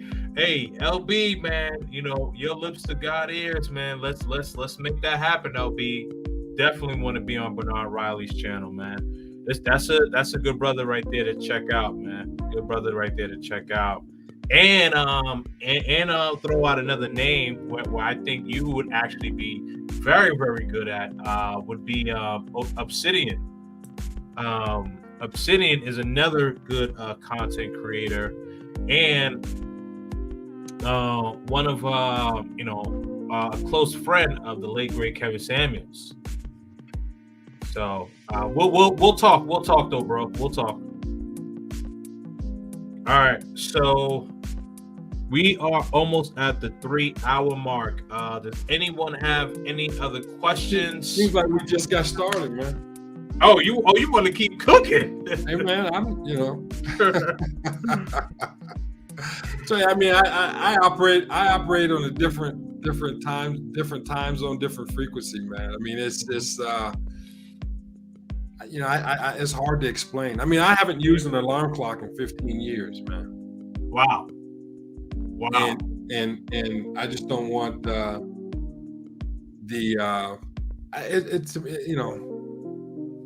don't know. I kind of like being awake, kind of like working. I got you. Don't need a lot of sleep. Exercise. Yeah. I would say, you got to exercise, and executive health will tell you this too. You gotta exercise, especially for men. We need to do at least a minimum of 50 push-ups a day, 40 push-ups. I'm sorry, at least a minimum of 40 push-ups a day. Research has shown that men who can do 40 push-ups a day have a 95% less likelihood of having a cardiac arrest. Wow. So, I mean, if you're doing for heart health, and also what we eat too, I mean, that's part of mindset too, is your physical health. Your physical health is very important. What you eat, cut out a lot of the processed sugars, in exercise. What really saved me, I lost 40 pounds by just simply jumping rope 10 minutes a day. Yes. Man, I was speaking with Todd yesterday, and I was telling him, I was like, man, I'm 37 pounds down. And then he tells me, he was like, man, I lost 40 pounds doing jump rope. And I was like, hold on. I was like, wait a minute, I need the Amazon link. I need this. Yeah, man. So yeah, man. And just doing a little bit. I started off just doing 10 jumps, then I'd rest and do 10 more. I did 10 sets of 10. I did 100. And then I just increased it that way. I wasn't able to do a lot of the tricks that you might see me doing on my YouTube now. Yeah. I reached out to Buddy Lee. If you go to Buddy Lee Jump Ropes, that's a friend of mine. He sells his rope all over the world. He's a former U.S. Marine, former Olympic champion in wrestling. And I just reached out to him directly, and he returned the call, and he actually came out here to visit me in Colombia. Had a great time together, man. He's an awesome mentor. He's still my mentor, and his books and his information. He said he did the research. 10 minutes a day of jumping rope is equivalent to so many miles of riding a bike, so many miles of running, so many laps of swimming. It's awesome cardio and it's low impact. And so people who are overweight, they want to lose weight. I wouldn't say go out there and start running, 5-10 miles a day, 3 miles a day, whatever. I would just simply say, hey, start jumping rope, and you'll be amazed at the results. Simplify. Yes, sir. Yeah, man. Shout out to Dark Green. Yeah, I looked that over. I missed that comment, so sorry about that, Dark Green. But I was able to hook you up with all the books that he pointed out, though. Yeah, long live Saint Kev. Yeah, man. Definitely. So I know that you said that you could go on, but listen, I understand, man. I understand. We gotta, but what I will say is that, like, I think that I think that we will definitely we're definitely gonna bring you back. I mean, we have a array of topics that we can certainly talk about, and so this was definitely an excellent conversation. And again, if anyone has any questions or comments for either my guest or myself, feel free to drop in the comments now before we wrap up. We're about to hit the 3 hour mark, so don't be shy. Put a comment out there, put a question out there, because I think I've gotten through all of the comments aside from you guys having your own side conversations. Yeah, you did a good job with that, man. I was watching you. That was good. Thank you. I appreciate it. Let me tell you, man, I would like this thing takes tact and some some skill, because like at first like I would just be reading like through everything, and I'm like, you know what, like, all right, if people are having their own side conversations, it's probably best to just skip that, you're right, because they're talking to each other and stuff, so Yeah. I'm learning that as we go, because I was like, oh, I have to read everyone's comment, and I'm like, and then what I realized is that if you do that too much, you can tend to alienate your guest, and you don't want to do that. Yeah, definitely. So let's see here. I don't have a question. Just wanted to say this was a great show tonight. Shout out to you, my man, Killer Swag 216 in the building. LB says, good night, fellas. Please subscribe to Kings and Todd's channel. Drop the YouTube link for Infinite Growth TV. Absolutely. Subscribe to the channel. Yeah, I appreciate LB, man, for that. And I'm seeing now he's actually a moderator. That's something else I learned too, man. When you have good moderators, man, like LB, that makes a world of difference, man. And I'm new to that part of it too. Yeah, so let me kind of to tell you a bit of a backstory of how I met LB. So like when I was going to high school in New Jersey, when I was when I tell the story about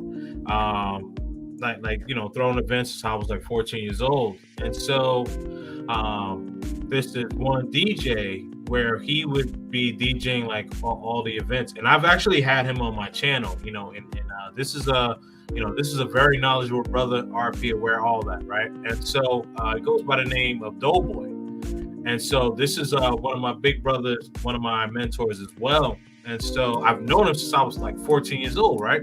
So I had Doughboy on my channel, and so LB saw us, talking, and then subscribed, and then we followed each other on Instagram, and then like I would just, keep in contact with LB, showing him, what I'm doing and stuff like that. And then like he was telling me about Bernard Riley and Obsidian and things like that, and so it's just, it's very good to just know like you can network with people, and like if LB is cool with Doughboy and Doughboy is a solid dude, like I know LB is a solid dude, and LB's been solid like since the first time like he and I had a conversation, and it's just good, like as we talked about, like it's always good to have solid people in your circle, and people that are positive and want to uplift and do things, you know what I mean? Do things the right way. Yeah. For sure. So salute to you, my man, LB. Now I see LB _crypto. I don't know which one he is on Instagram. I was that should be him. Bald head with glasses. Followed by Kings and Dreams. Okay. Yeah. All right. I'm following it. Oh, okay, cool. He enjoys barbecue. All right. Yeah. What y'all know about barbecue up there, man? Yeah. Oh, I found an authentic Mexican restaurant today. Oh, I nice. almost lost my mind. Salute to Doughboy. That ain't what'd you say? I said I found an authentic Mexican restaurant here in Bogota. I almost lost my mind. Oh, there we go. There we go. That's what's up, man. That's what's up.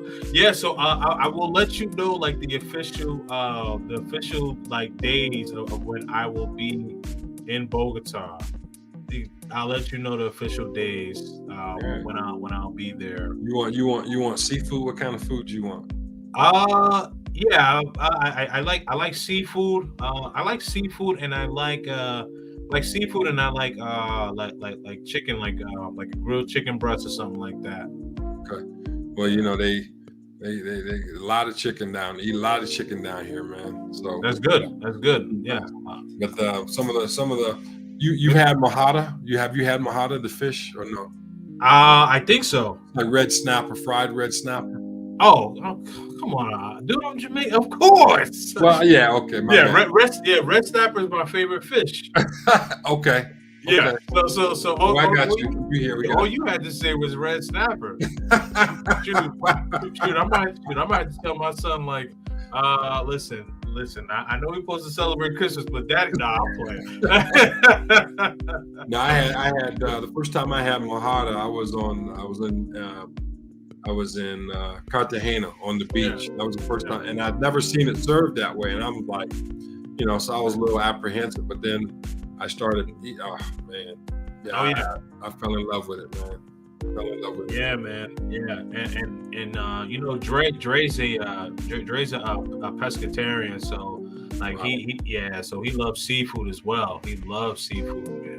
Like, shout out to him too, man. It's their anniversary, correct? Yeah, it's the anniversary. Yes, yeah. Shout so out they're in Santa Marta's. Shout out to Love Crossing Borders, man. Yes, yeah, man. Salute to my man Dre, big brother, man. Big brother almighty. Yes, sir. Yes, sir. Yes, sir. All right, brother. You know what? It's about that time. Let's hear your final thoughts. Well, King, I really appreciate you allowing me to be a guest on your show. It is truly an honor, and I really appreciate that. And I appreciate your mentorship. I appreciate your friendship. I appreciate your brotherhood. Thank you so much, and congratulations for your channel being monetized. And congratulations for the content and all the hard work that you're doing. And I know why you're doing it. You're doing it for your son. And I just want to salute you, as a single father, single parent. I want to salute you, man. You're doing it. And all the best to you. Peace and success. Thank you, brother. I really appreciate you. And to all the people who are watching this, remember that we cannot choose the family that we're born into, but it is our responsibility to leave a lasting legacy for those we leave behind. Peace and blessings to all of you. Thank you. Wow, man. I am humbled by your kind words, man. Thank you. Man, so now I gotta follow up. I can't make it easy, brother. Come on now.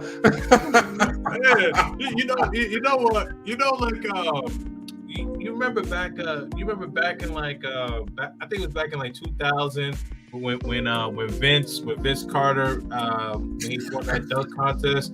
This dude did a whole 720, not a 360, a 720. If I'm at the dunkers, I'm leaving the gym. I'm like, man, this mother. All right, let me try to see what I can do here, man. You can do it. Well, first of all, I just want to give a big shout out to my guest, my brother from another mother, Infinite Growth, Todd Allyn. This is a great conversation. I think one of the most important things is when we are in this space, a lot of people just think that it's simply just about the relationships and things of that sort. And we have to focus on all aspects, and the mindset is the most powerful weapon that you have. Just to kind of quote what Todd has said, you are the money, because the thing is that you control how you move and how this thing is to be manipulated or interpreted, right? So focus on that. Make sure that you are focused on your principles and understand what your values are. And when you believe in something, stand true to it, and stay focused and stay on your purpose and continue to do the grind. It's never going to be easy. It's never going to be easy, but don't be lazy. So stay on your grind and stay on your purpose. And I appreciate everyone in the chat, everyone that came out, great questions, everyone that came out and gave super chats. I appreciate y'all. More content coming soon on the channel. 2 notable live streams that I will be having. Next week, Tuesday, it is going to be the 3rd and final chapter of the Unity in the Manosphere. So make sure that you are tuned in for that. I really got some great people on that panel, so it's going to be a very, very good panel. And then right before Christmas, it will be the 2nd of Winter is Coming. There is a part 2. I appreciate that. Appreciate all of you guys. A lot of support for the first part, so thank you so much. And I just appreciate all of you guys for supporting me and continue to watch my channel grow and continue to grow with me. And I never will forget about y'all, and we gonna keep this thing going. All right, stay purposeful. I appreciate y'all. We are out of here. Thank you.